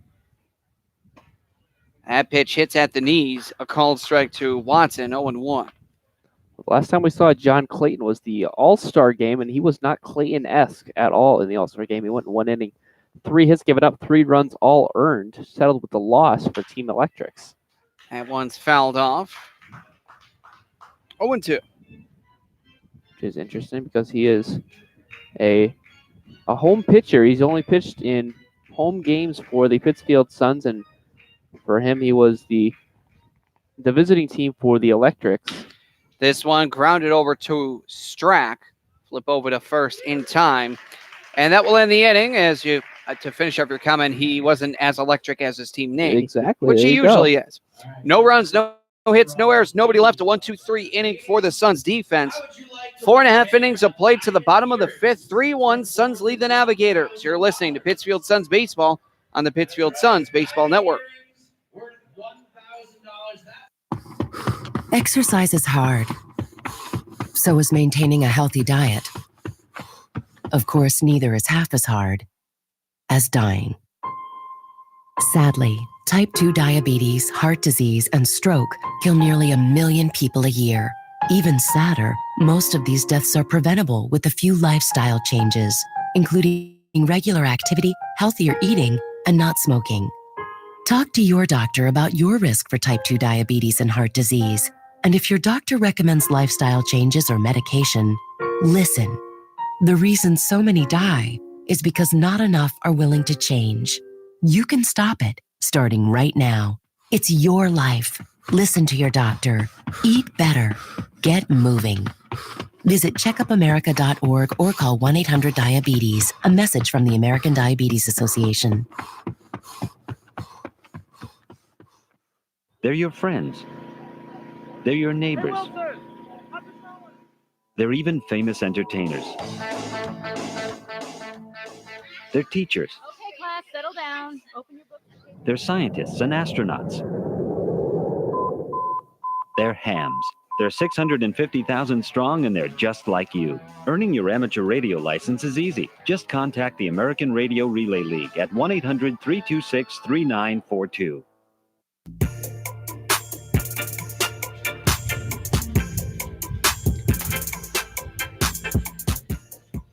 Now we head to the home half of the fifth inning. Suns still lead it by a score of 3-1 in a low hitting affair. Only 7 collective hits. And the Navigators only have one batter with a hit.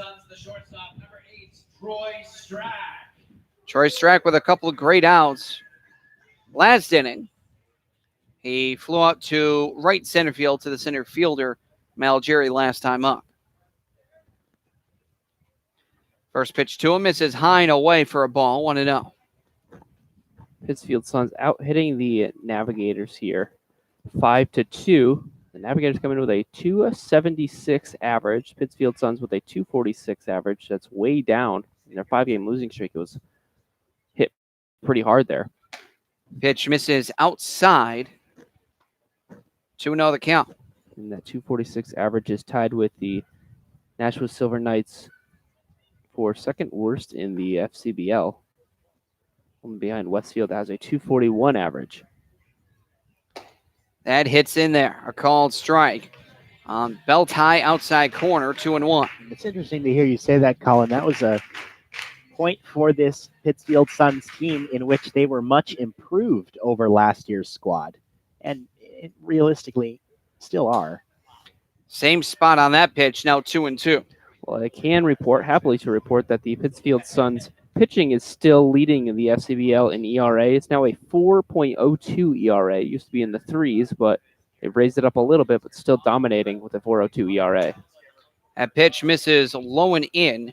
Now the count is full, 3-2. Next best team in ERA are the Brockton Rock, coming in at 4.49. Every team in the FCBL is below a 5.0 ERA. Westfield just making it with a 4.99. Here's a payoff. Line shot into left field for a base hit. Strachan around first. He's going to think about it, but quickly retreat back to first. We say it a lot here on this broadcast. Nice piece of hitting there for Strack. That one kind of got in on his hands, but he was able to get out in front of it and drive it with some power to short left field. Dunk it down for a base hit. Well, he does have a stolen base on the season, does Strack. And one attempt.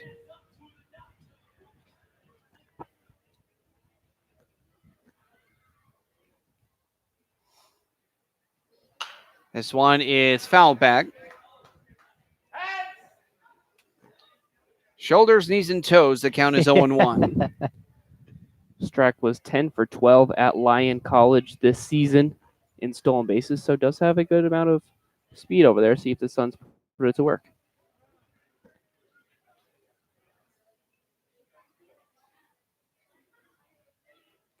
Here's the 0-1, misses high and away. 1 ball, 1 strike, nobody gone. Suns tripling up the Navigators in the runs and hit departments, 3-1, 6-2.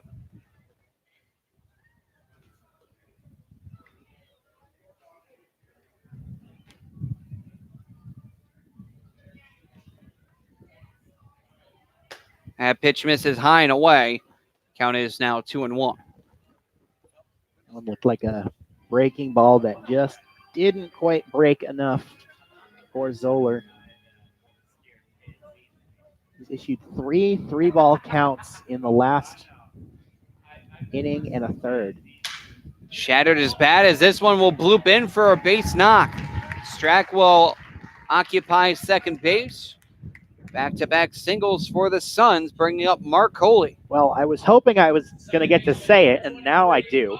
This could be a huge opportunity here for the Suns. 2 men on to lead off the inning with nobody out, and now you're heading into, let's take a look, Mark Coley, Matt Malcolm, Jackson Peterson, Jeff Bogus, Dan Baruch, Jack Kalumovic. Oh boy.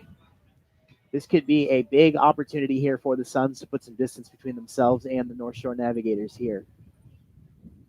Getting some players loose out in the bullpen are the Navigators, hoping that Zoller can get out of this inning really untouched, but Suns are threatening big time here. Line shot down the left field line. There's a base knock going all the way to the wall. Speaking of, rounding first now will be Coley headed to second. He is going to stand in there with a stand-up RBI double, and the Suns increase their lead. It is now 4-1. Well, there you go. He couldn't get out of it untouched, and Mark Coley able to just send that one to left field. Really on a line. The Suns add another run here in the bottom of the 5th inning. Matt Malcolm, a ground out to both corner infielders. As here with nobody gone, there's runners on second and third. They're going to bring the infield in, I believe, or at least the left side of it. Now everyone will come in. Pitch off the end of the back cap. Fouled off, 0-1.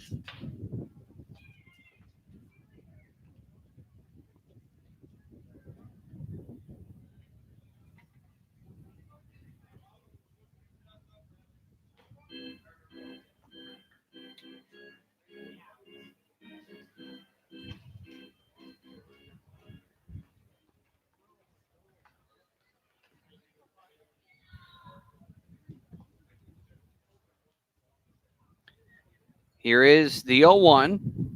And the dirt gets away as it hits the plate. The runners will advance. And now it is 5-1. The wild pitch scorer is Cooney. Advancing to third is Coley.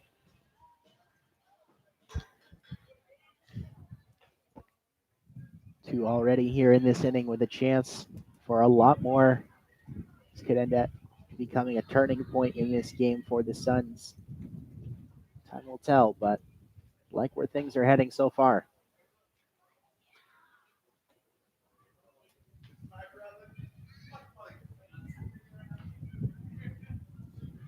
Here's a 1-1 that misses high. Now 2 balls and 1 strike. I just feel like Matt Malcolm is due for a hit here. It's been a little bit too quiet for at least my liking in this game. So he's definitely due for probably a double. So we'll see. We'll see. Probably. Oh, a prediction. Swung on and missed. The only thing double you got is balls and strikes right now, as the count is 2 balls and 2 strikes. Still nobody gone. Well, he has been the doubles machine. 9 doubles on the season, like we mentioned. Just been cranking them out lately. Had one yesterday in the win against the Silver Knights. That was a swing looking for a double on that last pitch. Popped up behind home play. That one's going to go off the concourse.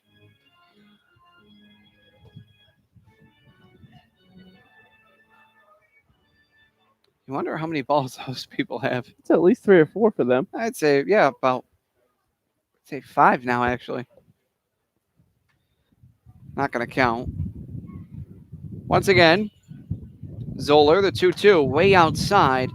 Now the count is full at 3-2. Taking a look at Malcolm's stats, he's played 24 full games for the Suns coming into today. I'll give you boys a prize if you can guess how many of those games he has had a hit. He has or has not? Has had a hit. Out of 24, he has hit in. 3-2, foul back. I'm going to go with 21. I'm going to say How many games again? I'm sorry. 24 total. 24? Coming into today. I'll say 19. You are correct. Wow. 19 There you games go. this man has had a Nice, hit. nice. He has Do I have been- the stat screen here? No. Okay. You just pulled that one out. That was very well done. Speaking of pulling one out, it's Matt Malcolm with a walk. He will head over to first. He pulled out a battle at which he won against Zoller. Now here comes Jackson Peterson with runners on the corners, and still nobody gone. So up until now, Zoller had not necessarily pitched poorly, but wheels starting to come off here in this bottom of the fifth. Still nobody out. 2 runs in, 2 more on, and the home run king at the plate. Just about to say, I'm wondering where the pitching coach for the Navigators is at this point. As I was going to say that before you started about Malcolm there, it's Ariel Ramos going to the mound, and kind of calm down Zoller here. Suns really threatening. First and third, nobody out. Jackson Peterson to the plate. Oh boy, not looking good here for the Navigators. Here comes Mark Irish, home plate umpire, to break up the conference as they have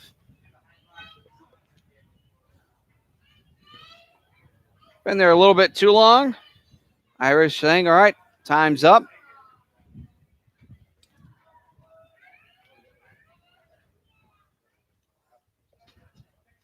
Peterson 1 for 2, an RBI single on a weak line drive into center field his last time up.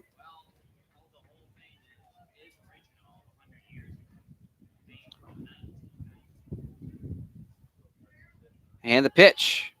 That's in there for a called strike against the lefty 0-1.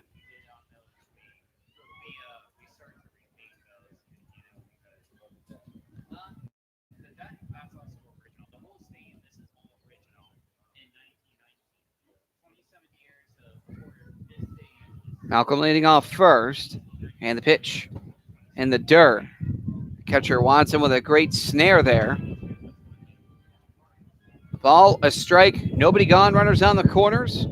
Suns lead it 5-1 with 2 runs here in the inning against the Navigators.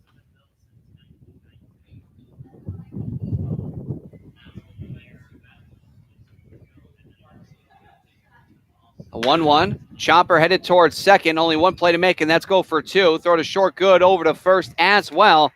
Will be good for a double play, but also will be good for another run scored. No RBI for Peterson, but they traded 2 for 1. Suns now lead it by 5 by a score of 6-1.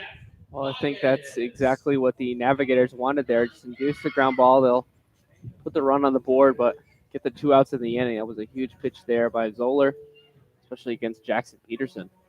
Now, ultimately, I think that scenario does play a little more toward the Navigators. I think they might have gotten more out of that given the state of the inning. But again, it's now a 5-run lead for the Pittsfield Suns as they're starting to open things up. That pitch hits the outside corner against Bogus. Count is 0-1 as he has skied out to center and left to get the cycle of flyouts to the outfield. He'll have to fly out to his own position. A little foreshadowing. Watch. The 0-1 count. Zoller with the sign, and the pitch hits the outside corner. Count is 0-2.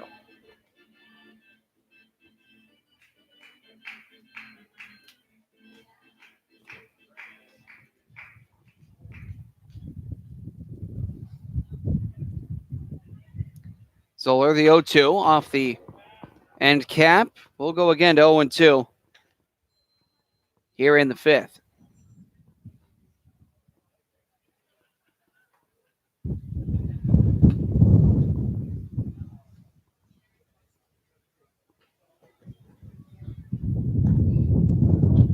Zoller again, the long hold, and the 0-2. Swung on, whacked, foul. Once again, we'll go 0-2.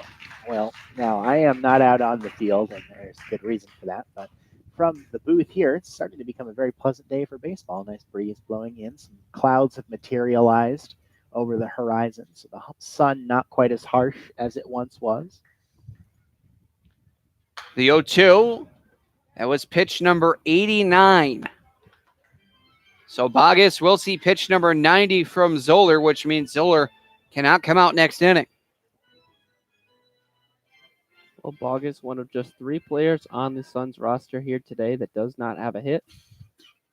Everyone's been producing pretty well here. Pitch number 90 misses inside. And the count is 1-2. Just to confirm, yes. Pitch number 90, 54 of them for strikes thus far. The 1-2.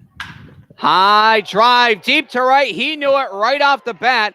A home run, and it nearly goes into playland. A solo shot for Jeff Bogus, and they now lead it by a score of 7-1.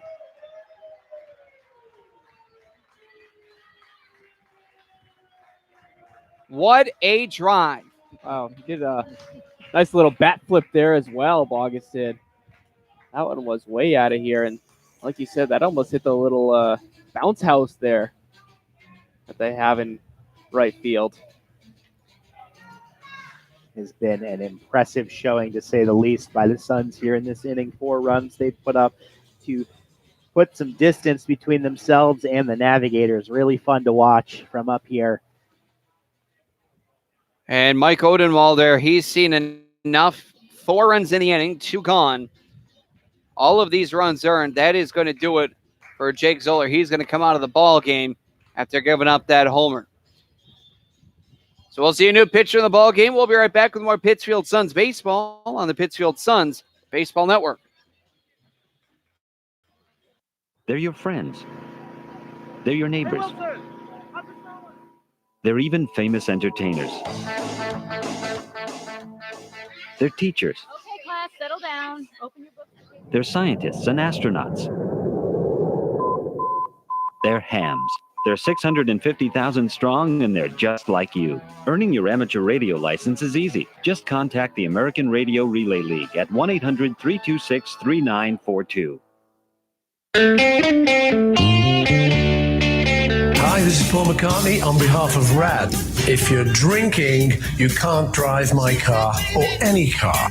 Remember, if you're partying this holiday season, don't drink and drive. Got it? It's just not worth it. Doesn't make sense. Thank you. Yes, I'm gonna be a star. A public service message brought to you by the U.S. Department of Transportation, RAD, the National Association of Broadcasters, and the Ad Council. They're your friends. They're your neighbors. They're even famous entertainers. They're teachers. Okay, class, settle down. Open your book. They're scientists and astronauts. They're hams.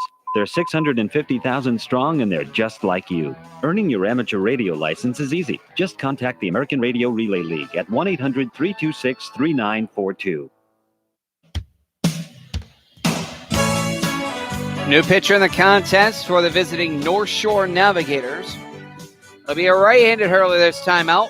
Number 6, Matt Popp. And on the season for Popp, limited action. He's only had 3 appearances, 4 innings pitched. Currently does not have a record, but a 9 even ERA. 4 innings pitched, 9 hits given up, 4 runs, all of them earned, 1 walk to 2 strikeouts. Again, only limited action.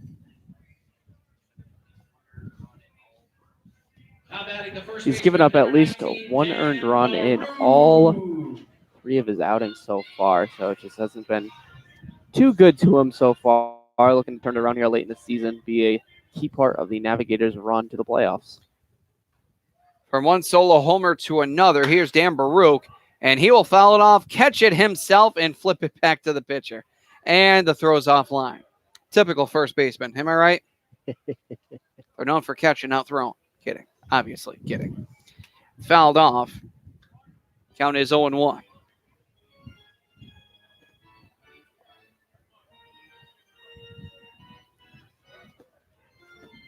Well, that was halfway right with Bogus. He hit 3 balls to the outfield, just, one happened to be a homer. Here's the 0-1 from Poff, and that one misses high. A ball, a strike. Poff plays his baseball at the University of Southern Maine. They are the University of St. Joseph's College of Maine. 2-1 record, 1 save on the season. That one fouled off. of the catcher there, Watson. Hope he's all right. That one's definitely got a sting, though. 22 innings pitched this season. 26 hits given up, 7 runs, all of them earned, 5 walks, 11 strikeouts. So not much of a strikeout pitcher, more of a plate of contact. Gave up 1 home run at a 2.86 ERA. Not too bad.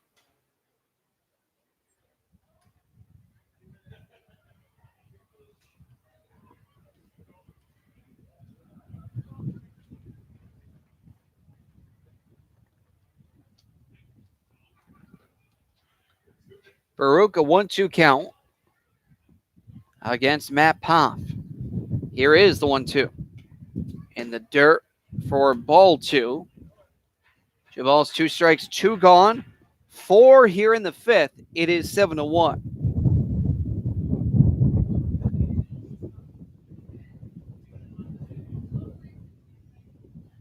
Here's the windup and the pitch. Called strike 3. Great breaking ball there from Poff. That will end the inning. 4 runs off 4 hits, including a solo shot by Jeff Bogus.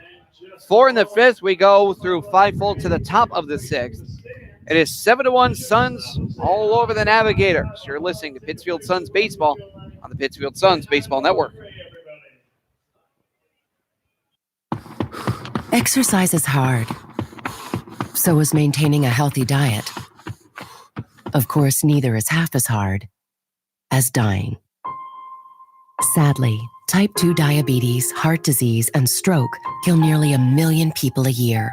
Even sadder, most of these deaths are preventable with a few lifestyle changes, including regular activity, healthier eating, and not smoking. Talk to your doctor about your risk for type 2 diabetes and heart disease. And if your doctor recommends lifestyle changes or medication, listen. The reason so many die is because not enough are willing to change. You can stop it, starting right now. It's your life. Listen to your doctor. Eat better. Get moving. Visit checkupamerica.org or call 1-800-DIABETES. A message from the American Diabetes Association. Getting your child home safely Tap your views together 3 times. is just a click away. There's no place like home. But making sure your child is in the right seat is just one of the steps down the road to safer travels. I don't know how it works. Find the right seat for your little one's age and size. There's no better way to get home safely. Know for sure that your child is in the right seat. How can I ever thank you enough? Get all the facts at safercar.gov/the right seat. Brought to you by the National Highway Traffic Safety Administration and the Ad Council.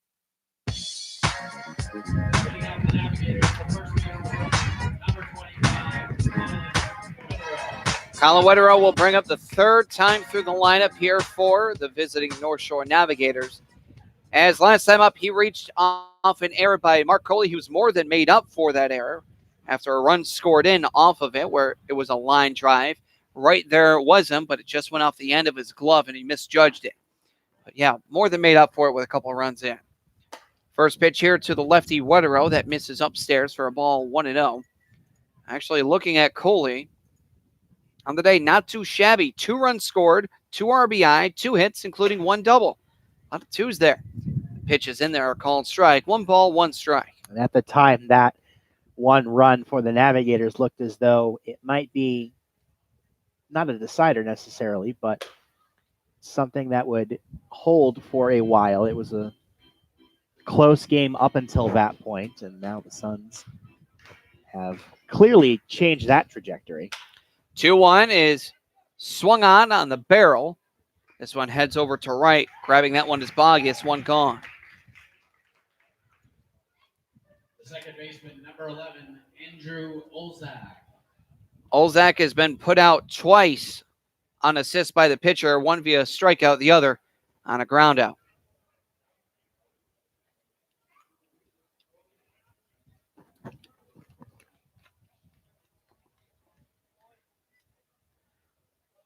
This one up the middle to the pitcher, but past him, diving is Cormier, the new defensive shortstop. And that'll be a base knock for the first time other than Cade Kretschmar. Well, he hit it back to the pitcher yet again, but this one gets by him finally. A little bit too much mustard there and just gets up the middle. I thought Nate Cormier might have had a chance at that one, but made a good effort to dive at that one. It gets through, and base hit for now the Navigators.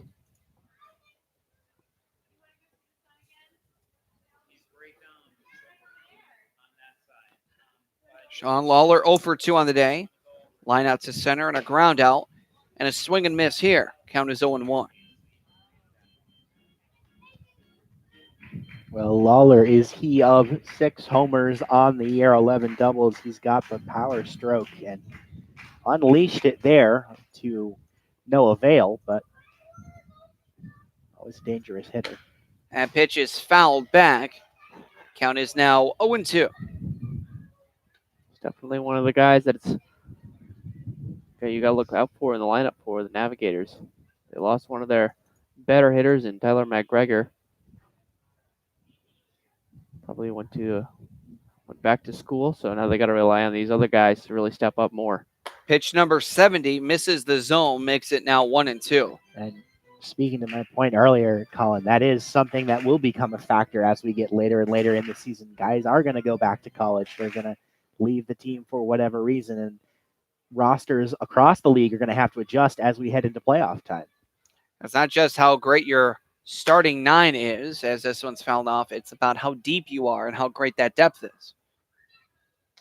Count is 1-2 here to Lawler. On first is Olzak. If I'm not mistaken, we're getting our last look until at least the playoffs of these North Shore Navigators. We're going to be seeing each team, I think, one more time, and I don't think we have another team coming into Wacona Park more than one time. No, this is actually the final time that North Shore is visiting Wacona Park this season in regulation and the regular season. That one, a line drive over to the left fielder, Kyle Cronk. He will make the grab on the line out. And now 2 are gone. The center fielder, number 33. So it is so that this is the last time we'll see the Navigators at least, and then I think we'll see the Starfires and Bravehearts and Bristol Blues and Silver Knights and Rocks one more time each. You are and that's correct. it. We will see That'll be each it. team once more. Except for Westfield, we will see twice more. There we go. Here's a pitch. That misses high for a ball. Count is 1-0. Speaking of Westfield, they are in action right now. I'll have a look around the league just shortly. That was a really good segue. It really was, because I was just thinking about, hey, when's the last time we did a trip? The 1-0 met. Oh, that's called strike on the outside corner. I don't know how in the world Peterson got that one, but he framed that one like a professional artist. And that outside strike call has been there against these right-handed batters, both for the Suns and the Navigators today. Pitch is fouled back. Now it's 1-2. Why don't we go through a quick trip, see what scores are happening? Well, we look and see that the Worcester Bravehearts have already defeated the Westfield Starfires by a score of 4-1. 4 runs, 7 hits, 3 errors for the Bravehearts. 1 run, 8 hits, 2 errors for the Westfield Starfires. That game has already gone final. And the Nashua Silver Knights and Bristol Blues currently underway. 1-2 lunging, going out into right field, playing it off. One hop will be the right fielder. He will throw it in as Bogus, large throw over to third. And now runners on first and second. What else is happening? The Bristol Blues have just taken a 2-1 lead over the Nashua Silver Knights. They have 2 runs, 5 hits, and 2 errors to the Blues. 1 run on 3 hits, no errors for Nashua. Zeke Diamond with a 2-run homer for the Bristol Blues, putting them ahead. And the Pittsfield Suns currently have a 7-1 lead over the North Shore Navigators on 7 runs, 9 hits, 1 error for the Suns. 1 run, 3 hits, and 4 hits. And 1 error for the North Shore Navigators. Kretschmar, 2 for 2 on the day. This one's fouled back.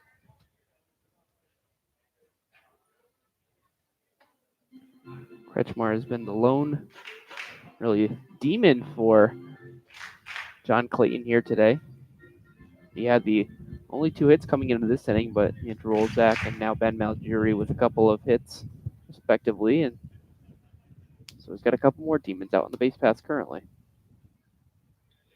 The 0-1 in on the hands, fisted foul backwards, and the count now is 0-2.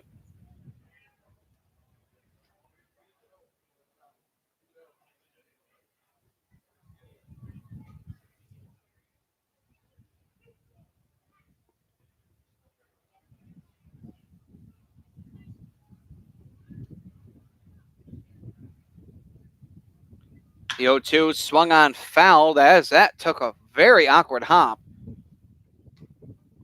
Definitely had some height to it after it bounced off the ground.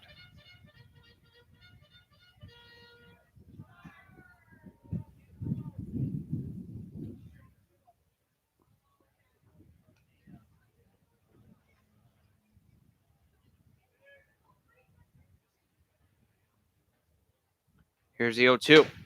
Pitch is high for a ball. 1 ball, 2 strikes here to Kretschmar.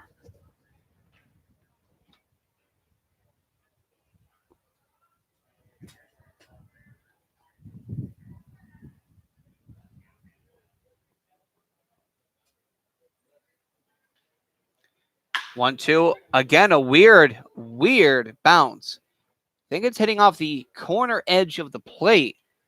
Just on how awkward of a bounce it's headed towards. That one foul. Remains 1-2. Haven't seen a lot of those weird bounces like that. We have seen a lot of crazy hops so far this season, especially towards the second base side, right where Marcoli is standing currently.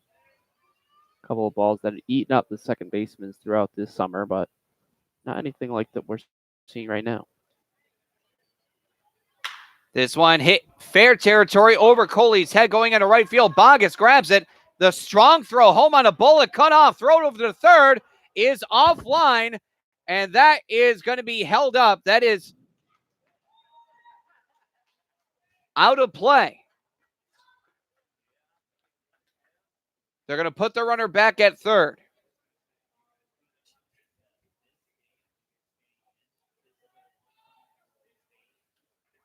That's a tough play there. Just a routine little hit there. Jeff Bogus made the throw. Dan Baruch with the smart cutoff, but he had a much easier play over at second base. Would have had the runner dead to red, which would have been Kretschmar, but he decided to throw to third base, which was a lot closer over there in Ben Malgeri. But 2 runs on the board for the Navigators, and this game got a little bit closer here with 2 outs in the top of the 6th. That one hits him.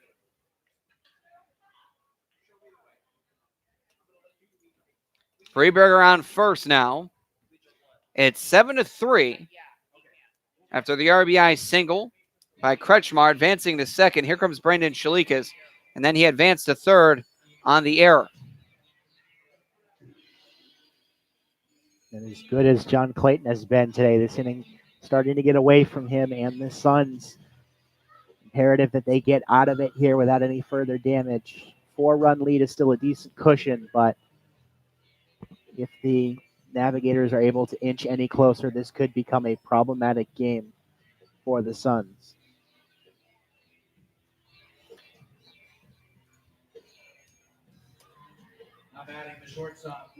Kretschmar, Baruch will be receiving the error. He threw over to third, and it was offline, thrown out of play.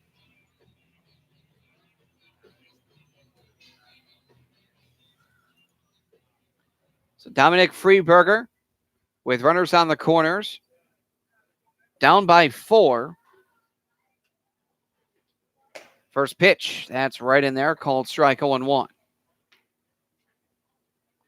Well, now Keegan Calero lined out to the shortstop. Back then it was Troy Streck, and then flew out to center back in the 3rd inning. So he's over 2 on the day. Hopefully Clayton can settle down and get the final out of the inning. Pitch misses outside. Count 1 ball, 1 strike.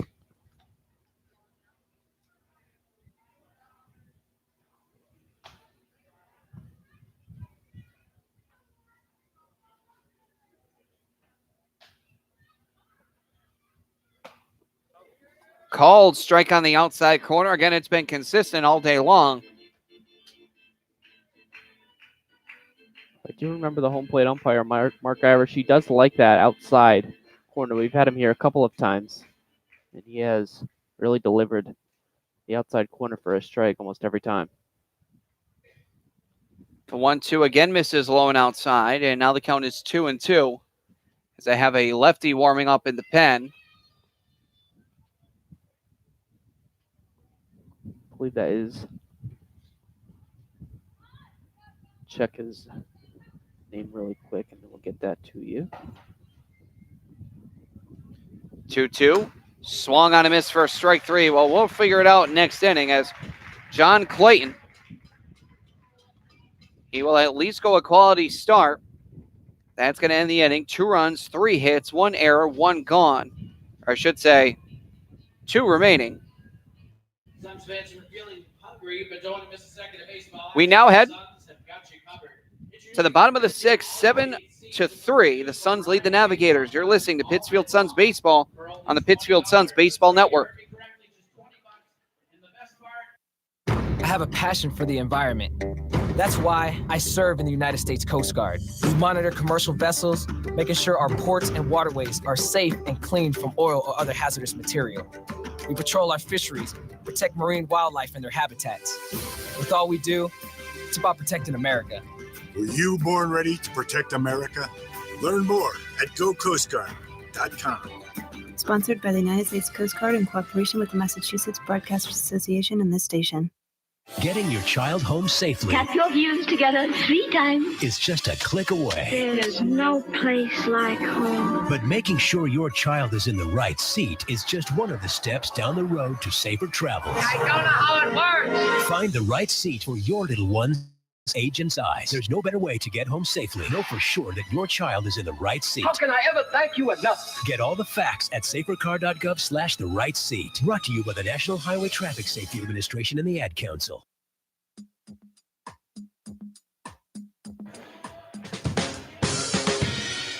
Now to the bottom of the 6th. Pittsfield Suns giving up 2 runs in the top of the 6th. And now they only have a 4-run cushion, which is the 4 runs that they collected in the bottom of the 5th. It'll be the bottom of the order for the Suns. Kalumovic, Kronk, and Cormier is up for the first time. He is in the hole.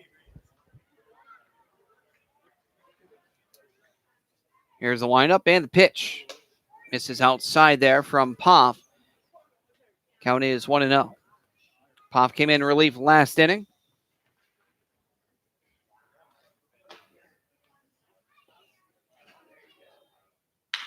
That one, a line shot on the ground to the first baseman, a flip over to the pitcher. Will be a 3-1 putout.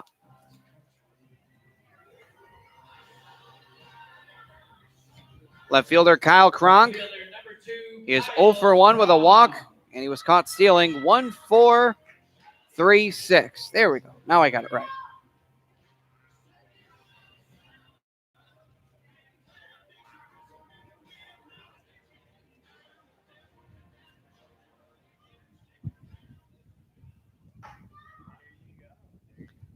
Here is Poff with the pitch. And one misses outside. 1-0 the count. 1 gone.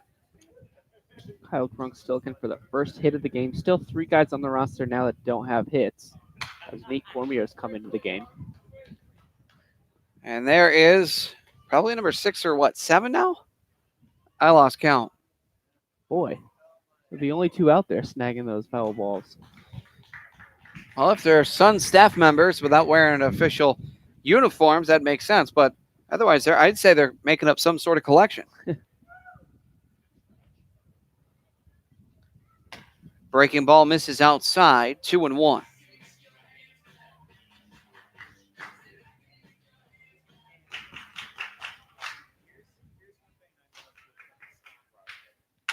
Hot shot right up the middle, sent it back right whence it came from.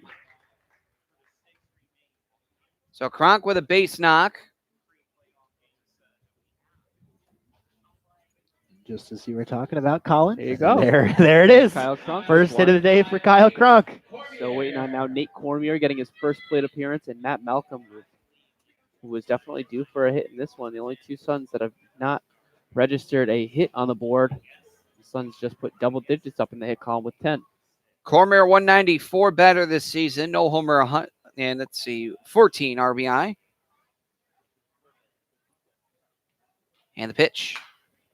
Foul back towards us, and that's the first time it actually hits the netting this year. That was close. Now it's getting closer. Getting closer.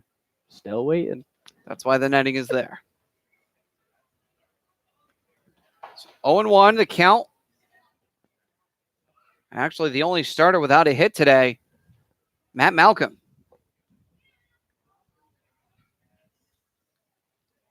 Pitch in on the handle, headed towards short. Flip over to second for one, over to two. Oh, he got him by a half step. Very, very close, but he just got him by a half step. That'll end the inning on the 6-4-3 double play. In the inning, no runs, one hit, no errors, nobody left. We now head through 6 full to the top of the 7th.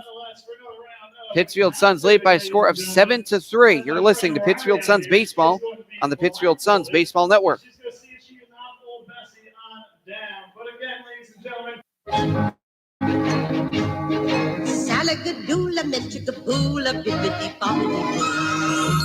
You must be your fairy godmother. Yes. It doesn't take a fairy godmother to tell you that the right fit means everything. Good heavens, child. You can't go in that. Children under 4'9" need to be in a booster seat because they aren't ready for adult safety belts alone. Many parents miss the important step of booster seats. Maybe you better explain things to him. Booster seats raise your child up so that a safety belt designed for adults will fit and protect them properly. Oh, that does make a difference. Remember that 4'9" is the magic number, and get your little pumpkin there safely in a booster seat. Hop in, my dear. Oh, thank you. And like Cinderella, you can live happily ever after. It's like a dream. A wonderful dream come true. For more information, visit boosterseat.gov. This has been a message from the U.S. Department of Transportation and the Ad Council.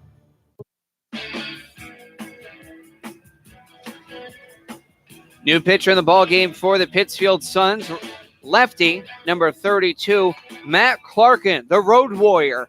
He is going to pitch here for the Pittsfield Suns for just the second time at home. For Matt Clarkin on the season, he has started in 6 out of 7 appearances. This will now be 6 out of 8. He has a 1-1 record with a 3.72 ERA. 29 innings pitched, 17 hits, 16 runs, 12 of them earned, 18 walks to 19 strikeouts. Boy, has he been a road warrior for sure. He's only made 1 appearance here at Wacona Park. It was a win. He got the win in the start over the Westfield Starfires, went 5 innings, giving up 3 hits, 3 runs, 2 of those earned, 1 walk, 4 strikeouts. Not much of a strikeout pitcher, really. His high on the season is 4 strikeouts, and that was in that win against the Starfires, but pitches to contact, really good left-handed pitcher for the Suns. More of a ground ball lefty specialist. Absolutely. It is Clarkin. The Navigators, the third baseman, number 23, Logan Bravo.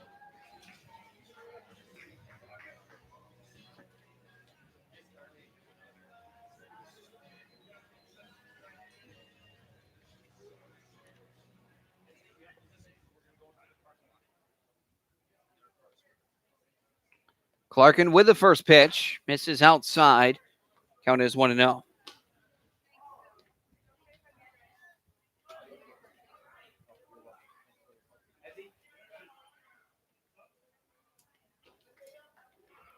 Here's the 1-0. That hits on the inside corner. Great two-seam fastball there from Clarkin.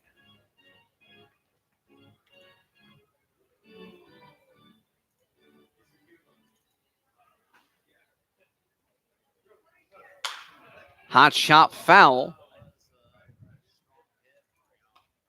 Oh, it had some loft to it. That was, depending on the left to right trajectory, may have a chance at reaching Wacona Street. Yeah, no doubt. Probably going across Wacona Street at this rate. That was a far shot.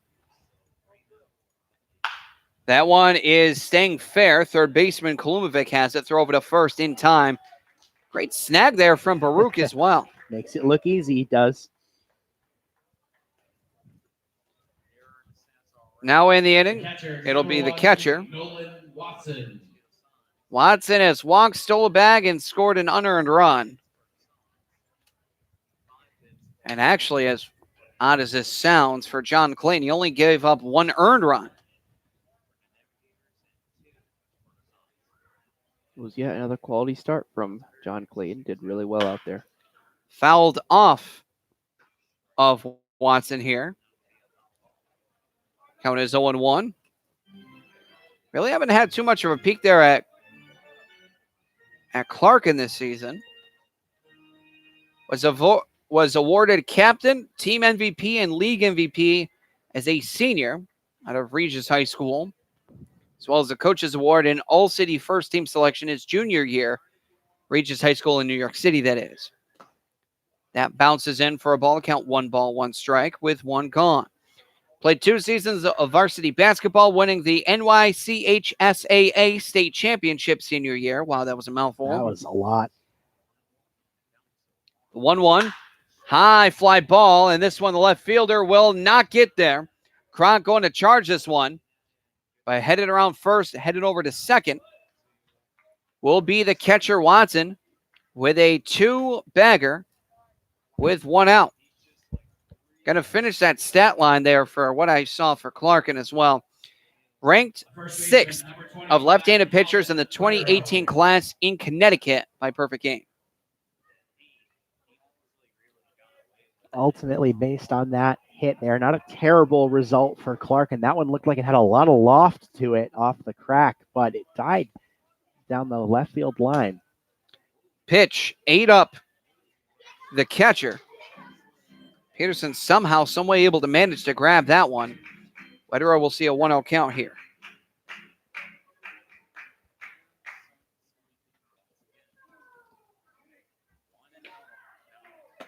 That pitch misses.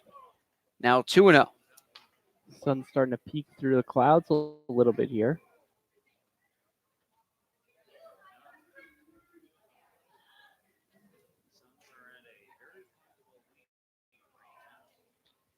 Now the 2-0 against the lefty. This one headed towards first. A look over at second, but he was already halfway there, so the only play to be made, the unassisted play over at first, advancing the runner.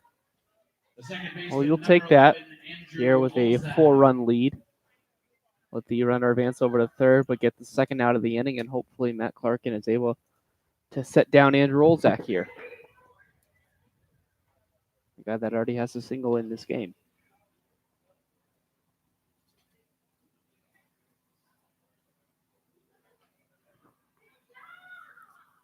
Swung on and fouled back.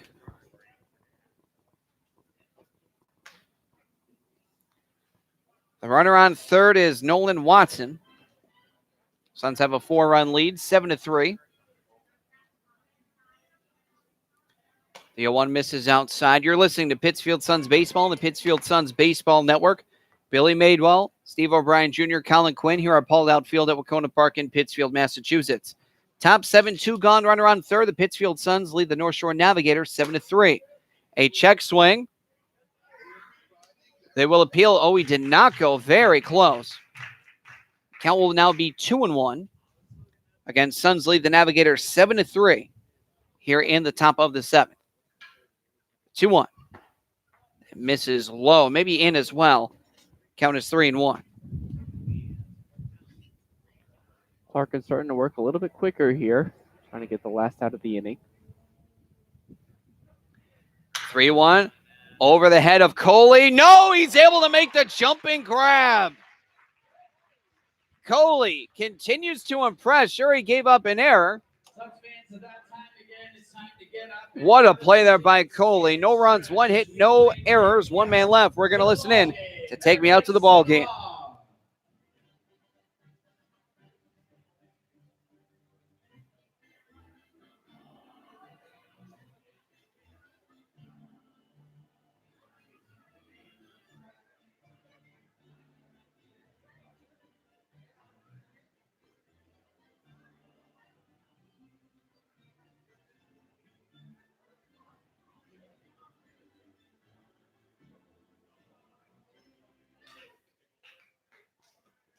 Getting your child home safely Tap your heels together 3 times. is just a click away. There is no place like home. But making sure your child is in the right seat is just one of the steps down the road to safer travels. I don't know how it works. Find the right seat for your little one's age and size. There's no better way to get home safely. Know for sure that your child is in the right seat. How can I ever thank you enough? Get all the facts at safercar.gov/the right seat. Brought to you by the National Highway Traffic Safety Administration and the Ad Council.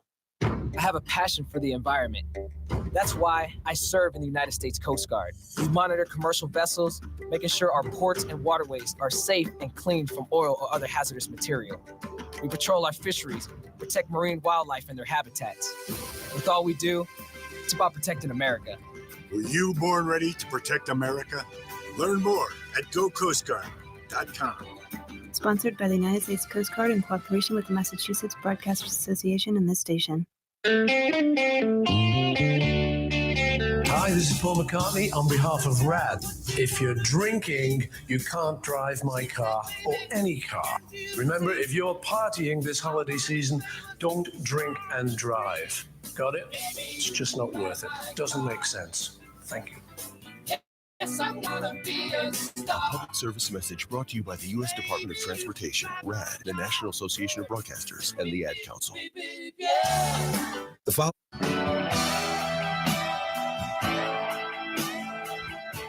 New pitcher in the ball game for the visiting Bristol Blues. This will be the big fella, right-handed hurler, number 28, Matt Bergeron. For the Bristol Blues and for Matt Bergeron on the season, you take a peek at what he's done. In 6 starts, 8 appearances total. He has a 2-3 record with a 8.88 ERA, 26 in the third innings pitched, 46 hits given up, 30 runs given up, 26 of them earned, 9 walks to 14 strikeouts, and I think the only pitcher with double-digit doubles given up. It's an odd thing to mention, but just a stat that really jumps out on the page when you look down the stat sheet. Well, a guy that started off the season very, very well for the North Shore Navigators, but has since gone very, very south, which is very unfortunate for him. He pitched against the Suns on the 7th of June, went 6 innings, giving up 6 hits, 3 runs, 2 of them earned, 1 walk, 5 strikeouts. Was a loss. Swing and more of a hack at it was Cooney. Bergeron was not settled with that loss, but since then he has just been a relief pitcher mainly for the Navigators and been hit with a lot of earned runs. The 0-1, same thing, a hack and miss from Cooney. Just baffled with those grade school swings. I don't know what else to say regarding them. And he knew it on that second one. If it ain't broke, don't fix it. This one tries to get a little bit more cheeky with it as this misses well outside. No swing, however, 1-2. Now Bergeron is listed as 6'7", 250 from the St. Joseph's College of Maine. The 1-2, lunging out in front of this, and now he wins the battle as this dunks in for a base knock. After a couple of really, really bad swings, even if the dugout was giving it to him a little bit. Jeff Boggett standing up there. Give him a hard time for that, but like you said, he won the battle there. Really fought hard to poke that one out into center field and drop for a base hit. Now Mark Coley, back to the plate he goes. Not a tremendous year by any means offensively for Cooney, but look at that. He's got 3 hits in today's contest, 2 runs scored. He had himself a pretty nice night. A much needed week off for Cooney. Runner goes as this one's fouled off, just foul.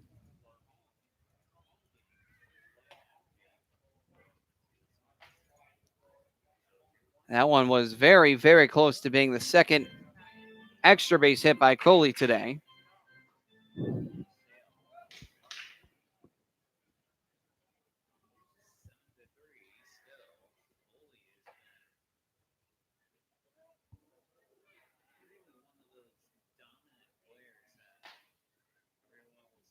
Bergeron from the stretch and a pickoff throw back over to first.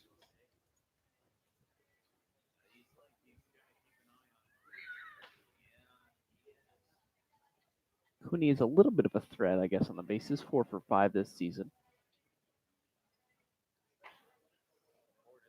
Pitch that misses low for a ball. Count 1 ball, 1 strike.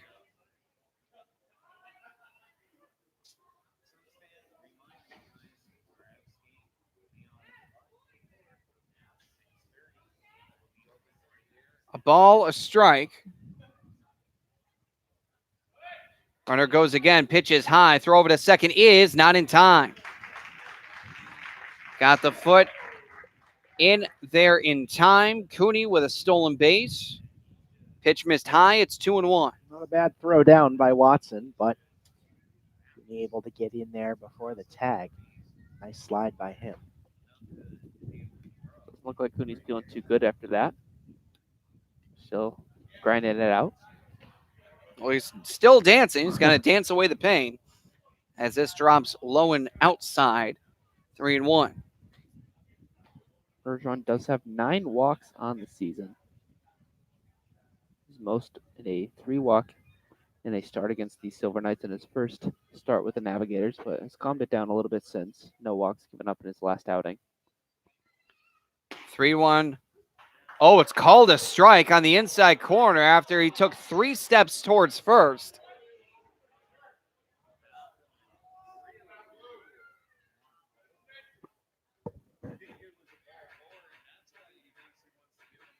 So the count is now full at 3-2.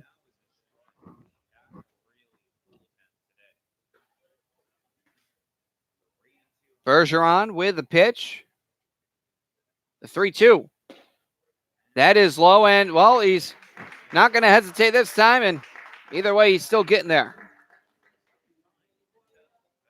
Another 2 runners on here for the Suns. Nobody out. Again, heading into the meat of the order. And your FCBL batting average leader coming into the day, Matt Malcolm, looking for his first hit of the day. He is the only starter without a hit right now.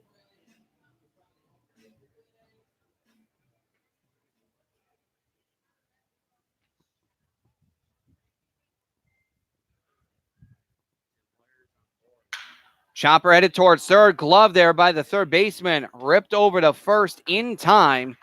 Malcolm will not get that hit that he wanted. However, he will essentially work in a sacrifice, advancing the runners. So not in the stat sheet as a sacrifice, albeit it does work that way for the Suns to get some insurance runs, because with the top team in the league, there's no such thing as too many insurance runs. No doubt about that. Really a fine play there at third by Logan Bravo. Looked like it was going to get past him initially, but he's able to sort of cut that one off and make the play over to first. Really no chance of rolling 2 on that play. Mark Coley was already halfway to second base when the player Bravo got the pitch or the ball. Infield will come in here for Jackson Peterson. The lefty will see pitch, and it's called strike 0-1.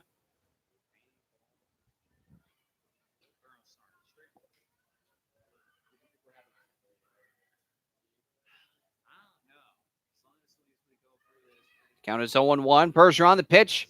Swung on and missed there from Peterson.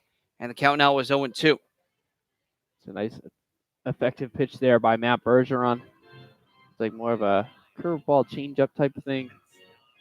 And Peterson way ahead of that one. Big pitch here from Bergeron. The 0-2 swung on past the first baseman. No advancement. Step on first. Oh, they got the runner over there at second. Let's see the throw home. Not in time. They had him dead to rights over at second. Why didn't they tag?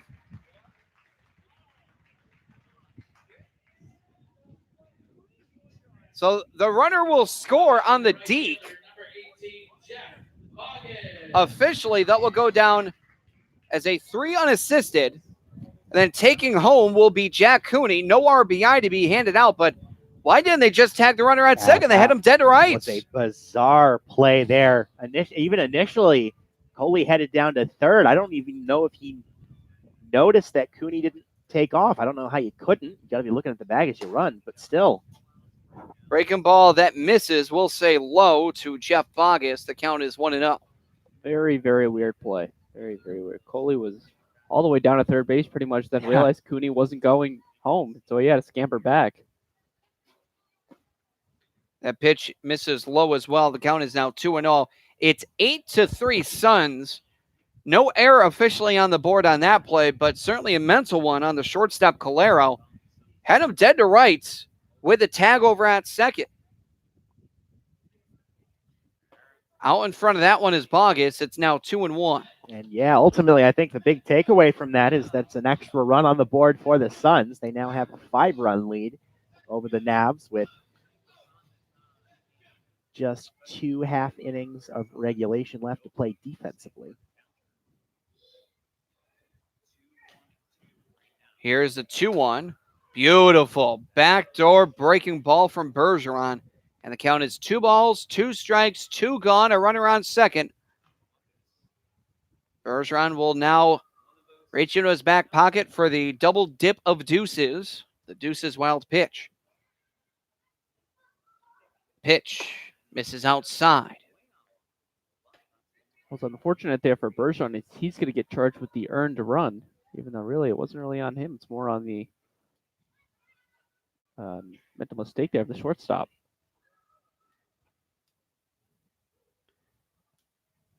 Here's the payoff. Swung on and missed. It's in the dirt. Not going to advance. He's going to give himself up. And the tag, yeah, he didn't tag him, but he's out of the base pass. So it'll still go down as a strikeout, 2 unassisted.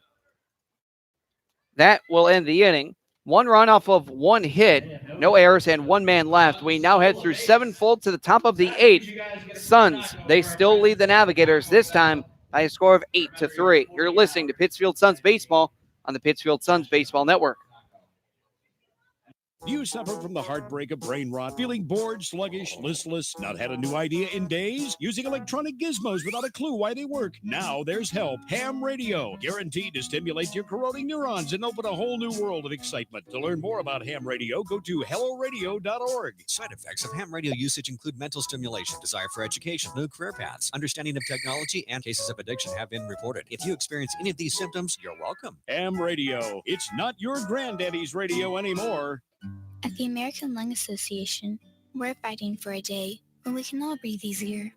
We're fighting for clear skies over every city and healthy lungs throughout the country. We're fighting to free millions of Americans from the addictive grip of tobacco and the devastating effects of lung disease. The American Lung Association isn't just fighting for air, we're fighting for all the things that make it worth breathing, and we can use your help. See what you can do at fightingforair.org. Did you know the 3rd leading cause of fire deaths for older adults is cooking? Hi, I'm Rob Neal from the United States Fire Administration with important fire safety tips for seniors.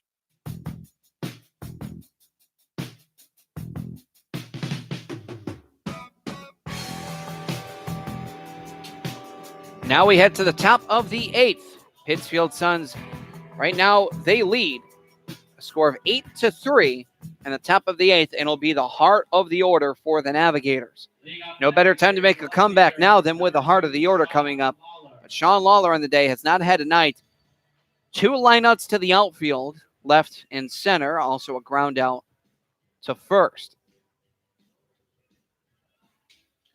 Clarkin, in his 2nd inning of relief, delivers. In there, a called strike. The count is 0-1. Well, it hasn't necessarily been the big bats of the North Shore Navigators getting the job done. Olzak, Lawler, and Malgiri. Just 2 hits for the 3 of those guys combined. Swung on, a slow bloop headed towards left. The shortstop Cormier, a slide and a collision. The catch is made, and everyone's all right. Oh, no collision. He dove over him. I think he just missed him there. Center fielder, number 30. Either way, what a heads-up play. The Angels in the outfield-esque play. The pop-up, the slide by the outfielder, the jump-in catch by the infielder. That'll be officially be ruled as a pop-out. Now here's Ben Malgiri. 1 for 3 on the day with a run scored. Pitch misses, and the count is 1-0.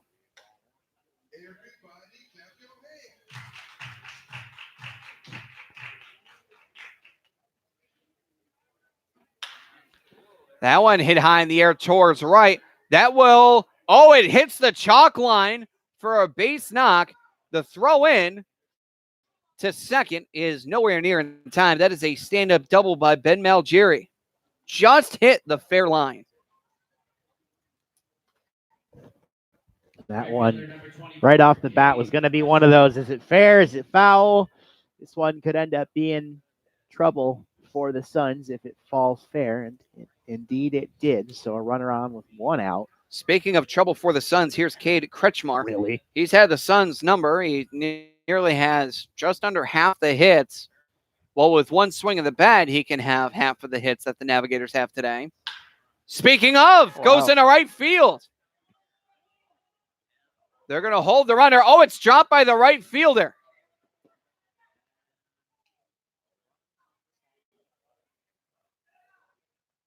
Get this. Half the hits by Cade Kretschmar and half the runs. Huh. It is 8-4 now. Suns lead it. No RBI for Kretschmar, but an error on Bogus. And I think they're going to pull Clark in here. Well, just a pain in the sides of the Pittsfield Suns is Cade Kretschmar. Boy, 4 for 4 in this one. We'll have a pitching change here. Looks like Jared Henry coming out of the bullpen.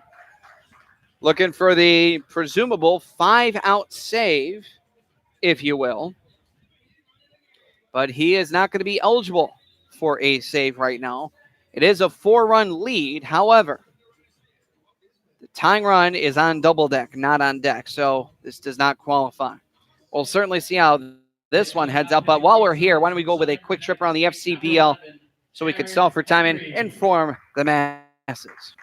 Well, already in the books is one game in the FCBL. The Worcester Bravehearts defeated the Westfield Starfires by a score of 4-1. The Bravehearts got off to an early 2-0 lead in the first inning, and they continued with a run in the fifth and a run in the eighth to defeat the Starfires. The Bravehearts put up 4 runs on 7 hits, 3 errors. Starfires 1 run on 8 hits and 2 errors. Starting pitcher for the Bravehearts was Angelo Baez, who was a member of the All-Star team. He went 7 innings, giving up 8 hits, 1 run. It was not earned, but had 10 strikeouts in the game. His ERA is now a 1.50. So a very good pitcher for the Worcester Bravehearts gets the win today in a 4-1 victory for the Worcester Bravehearts.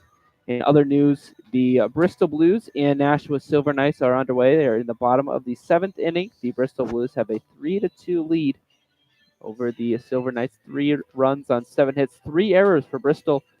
2 runs, 6 hits, no errors for Nashua. Austin White with a solo home run in the top of the 7th, as well as looks like Phoenix Hernandez just went yard in the bottom of the 7th. I believe Zeke Diamond with a 2-run homer for Bristol in that one as well. So they have all their home runs coming off of home runs to Bristol. I got to say one thing. Zeke Diamond, Phoenix Hernandez. Yeah. I'm sorry, but they got a team full of baseball players just by the name. Strong names out there. That's Zeke Diamond from Bristol, and then Phoenix Hernandez comes from Nashua. So a couple of guys that are really producing big time here. Phoenix Hernandez also an RBI double. So that game is 3-2 in favor of the Bristol Blues in the bottom of the 7th. And in this one, the Pittsfield Suns and the Nashua Silver Knights going back and forth. Pittsfield has the 8-4 lead over the Silver Knights here in the top of the 8th inning. 8 runs, 10 hits, 3 errors for Pittsfield. 4 runs, 8 hits, and 1 error for the Nashua Silver Knights. Excuse me, the North Shore Navigators. Here is the DH, number 31, Dominic Freeberger.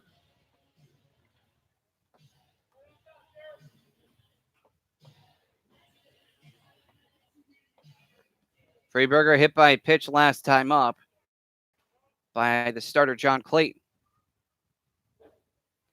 Pitch runs high and in.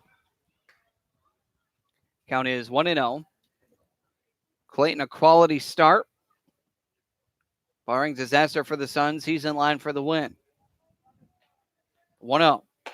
Again, high and tight. This one a little bit more.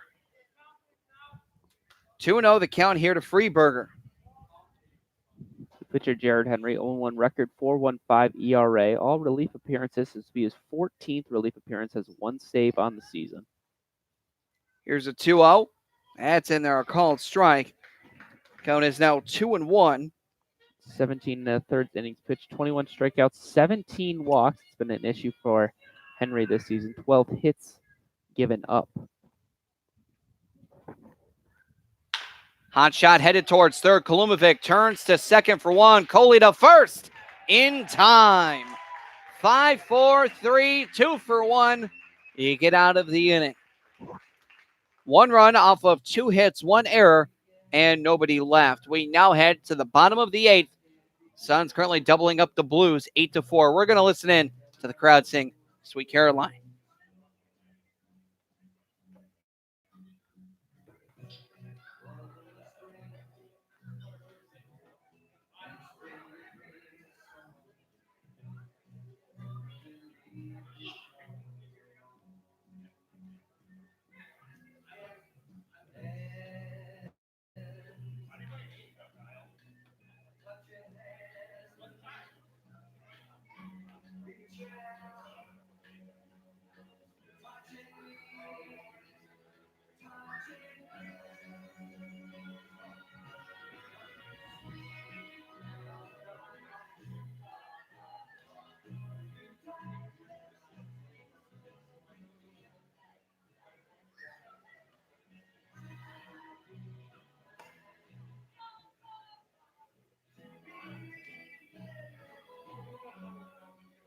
Now pitching for the Navigators, number 31, Dominic Freeberger.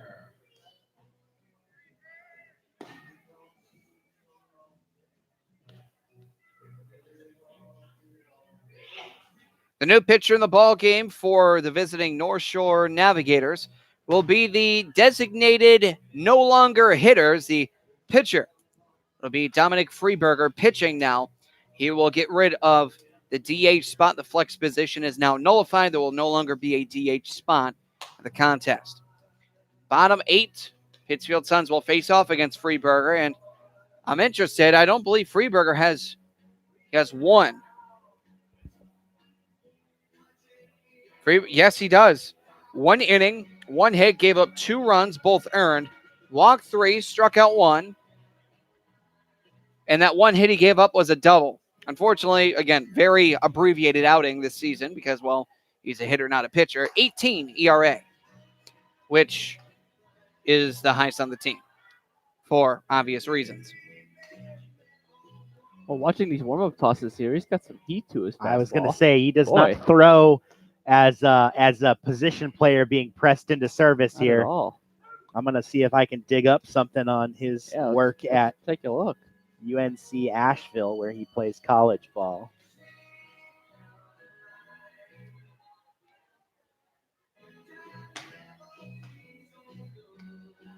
Let's see if he is a pitcher over there. He sure is. 3 2/3 innings, 14.73 ERA over there at UNC Asheville. Leading off for the Suns, the first baseman, number 19, Dan Baruch. So not a lot of success for Mr. Freeberger at UNC Asheville in the pitching department, but does have a 262 average, 1 homer, 17 RBIs as a hitter. First pitch misses low to Dan Baruch. Count is 1-0.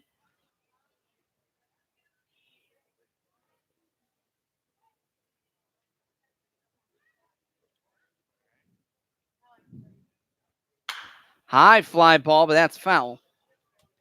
Count is 1 ball, 1 strike.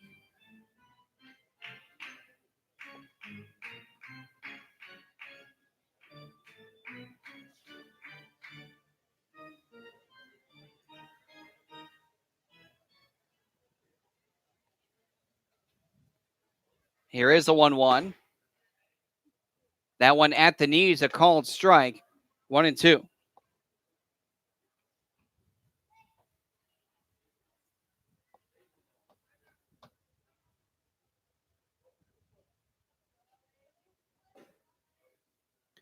Here's the pitch. Line shot, but it's foul. Kareem's back into play.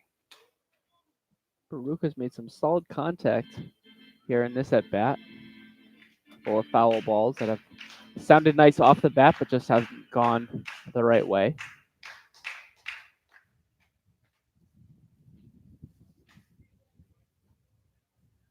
Here's the 1-2. Swung on a miss for strike 3. Hey, what do you know? A strikeout here for the DH. Not the first strikeout of the season for the DH. That is the second strikeout for him. So he just doubled his amount of strikeouts. That was quick. Again, abbreviated. Jack Kolumovic, 1 for 3 on the day. A couple groundouts to the right side of the infield. Pitch that misses high for a ball, 1-0. For the Pittsfield Suns right now, I think right they're trying to do right now is just get this ball game over with so we don't have to go through a 30-minute sun delay should the clouds not hold up. Here's the 1-0.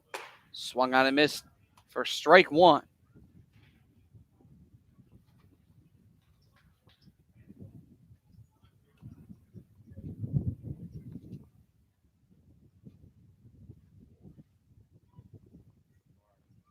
The windup from Freeberger and the 1-1. Just missing the inside corner high. 2-1.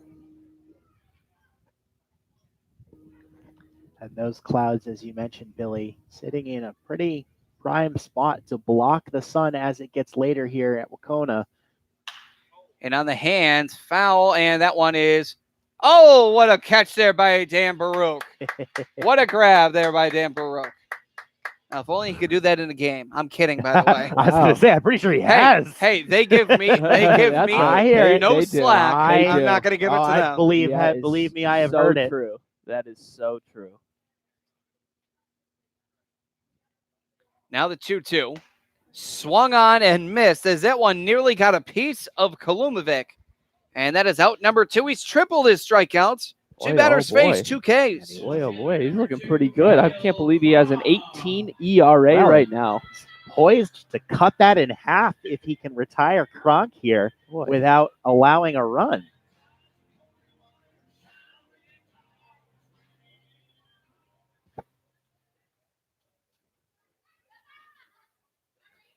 And that one misses low there to Kyle Kronk, who is 1 for 2 on the day with a walk, caught stealing, strikeout.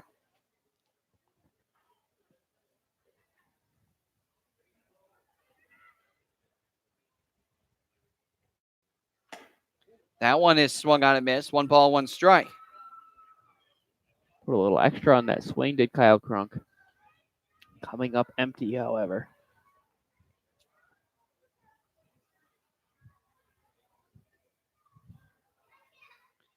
Here's the 1-1. Swung on, just foul.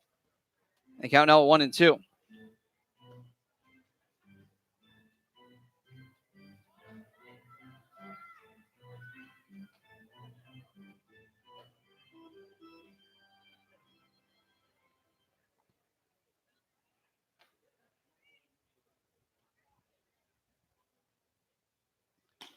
That one misses, low and away. 2 balls, 2 strikes, 2 gone.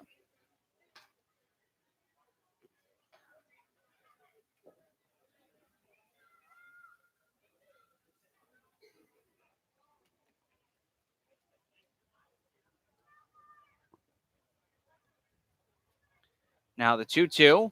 Swung on a miss for strike 3. Hey, what an outing by Dominic Freeberger. He strikes out the side in order, and he's going to get congratulated by the entire North Shore staff. Yeah, duly so. We now head from 8 full to the top of the 9th. The Pittsfield Suns, they lead it by a score of 8-4, headed to the top of the 9th. You're listening to Pittsfield Suns Baseball on the Pittsfield Suns Baseball Network.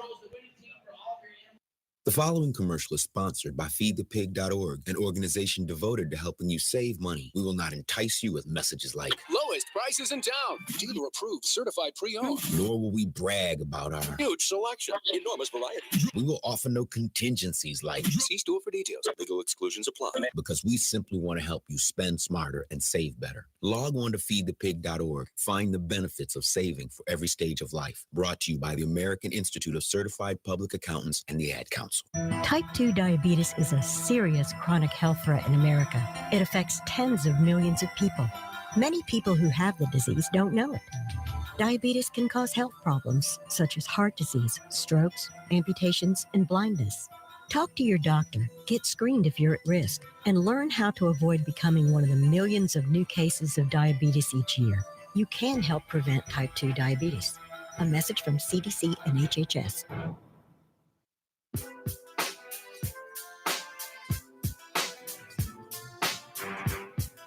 Top of the ninth, 4-run lead for the Suns.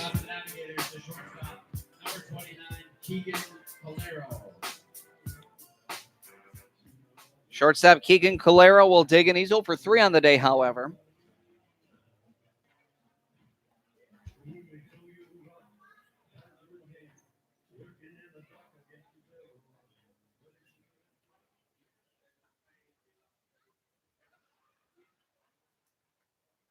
Here is the first pitch, as that misses high there from Henry, 1-0. Well, it's up to Jared Henry, looks like, to really lock down this game. There is a little bit of action in the bullpen just in case it gets a little dicey here. That pitch is in there, called strike, lower outside quadrant. 1 ball, 1 strike. Looks like it's Brody Altier up there in the Pittsfield Suns bullpen just in case. But hopefully Jared Henry able to lock this one down for the Suns. That one misses high as well. 2 balls, 1 strike.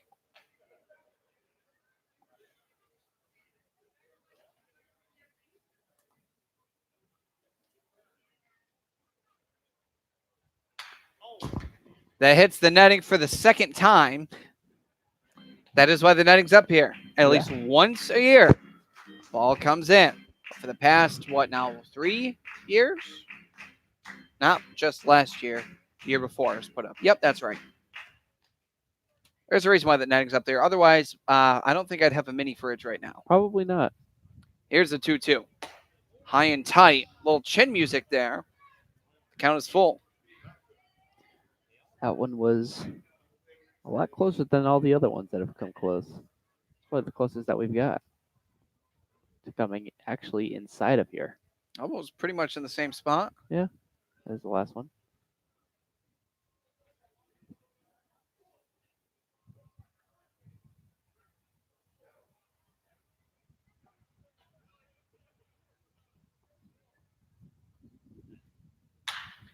That one high in the air, headed towards right.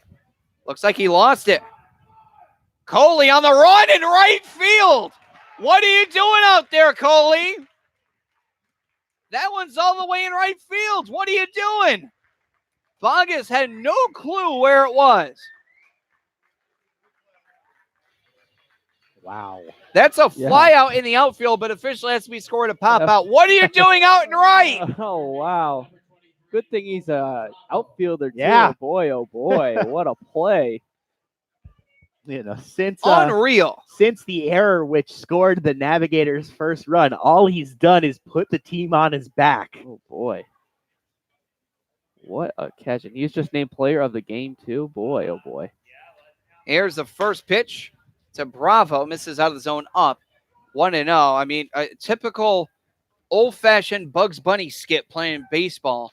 Pitching, catching, fielding, hitting all at the same time. Here's the 1-0. High fly ball. Is he going to grab this? Behind home plate. Oh, boy. See? Yes, it's caught there by Peterson. 2 gone. And the Pittsfield Suns are 1 out away. I thought that one was going to come up near us. A little closer this time. A little closer, but the problem is, if it did get closer, then you could say there goes the windows. Yeah. Oh, yeah. Wow. Didn't even think of that. Yep. Yeah, which is fun when it rains, by the way. Oh, I'm sure. I'm sure that's fantastic. Last gas pair for the Navigators, Nolan Watson. He's 1 for 2 on the day. He's got a run scored, stolen base, and a double. Beautiful breaking ball by Henry. Nasty stuff. Ooh, wow. I thought that was going to hit Watson initially, and then it curves back nearly out over the middle of the plate. The 0-1. Oh, way out in front of that. Oh, boy. Henry's toying with Watson, and it's an 0-2 count. Jared Henry's had a tough couple of outings in his last 4 or 5 outings. Just one clean outing in those last 4. Here's the 0-2. Swung on a miss for strike 3. That's going to end the contest. And, oh, how funny was that? Peterson was heading back to the dugout, not realizing that was the final out. So a swing and miss. That'll end the contest. Pittsfield Suns, they win this one, doubling up the Navigators by a score of 8-4. When we come back, we'll have the Pittsfield Suns post-game show here on the Pittsfield Suns Baseball Network.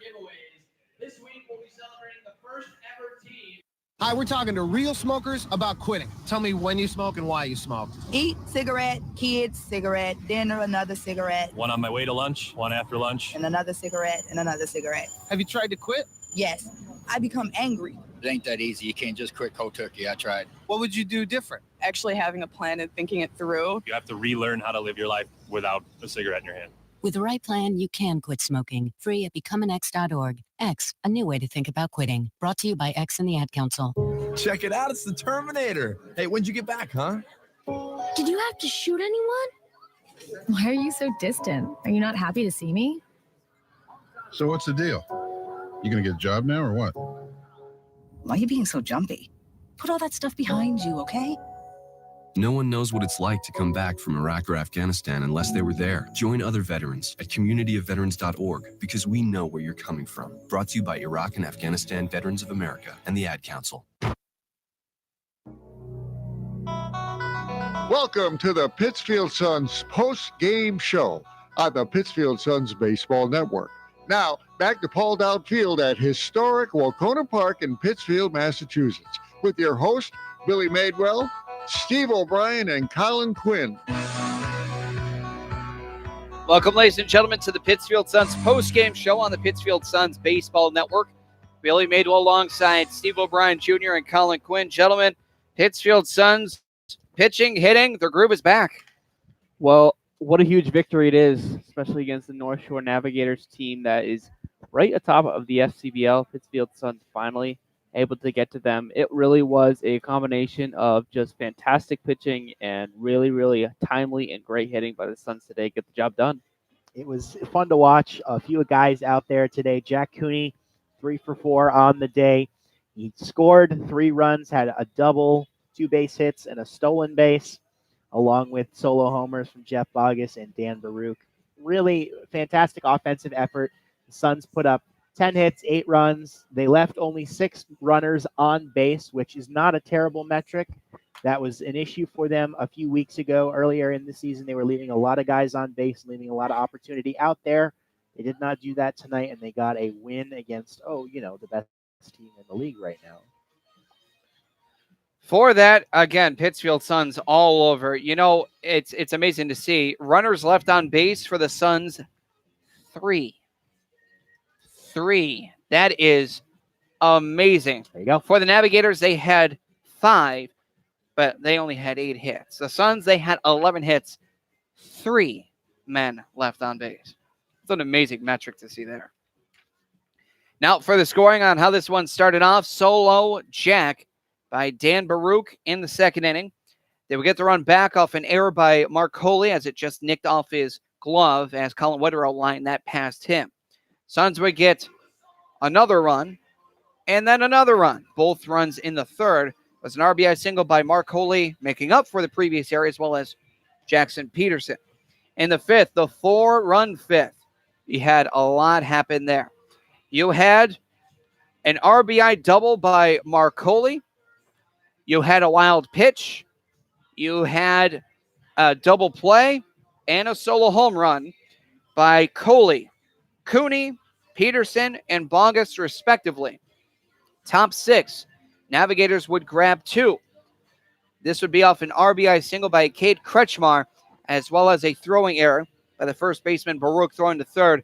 It went out of play. Bottom 7, Suns, another run. And that would have been off a ground out.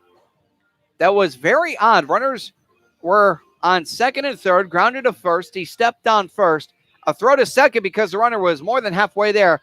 They had him dead to rights. No tag with 1 out. That would have ended the inning because he already stepped on first. But no, they throw home. The runner's safe. Everyone's safe.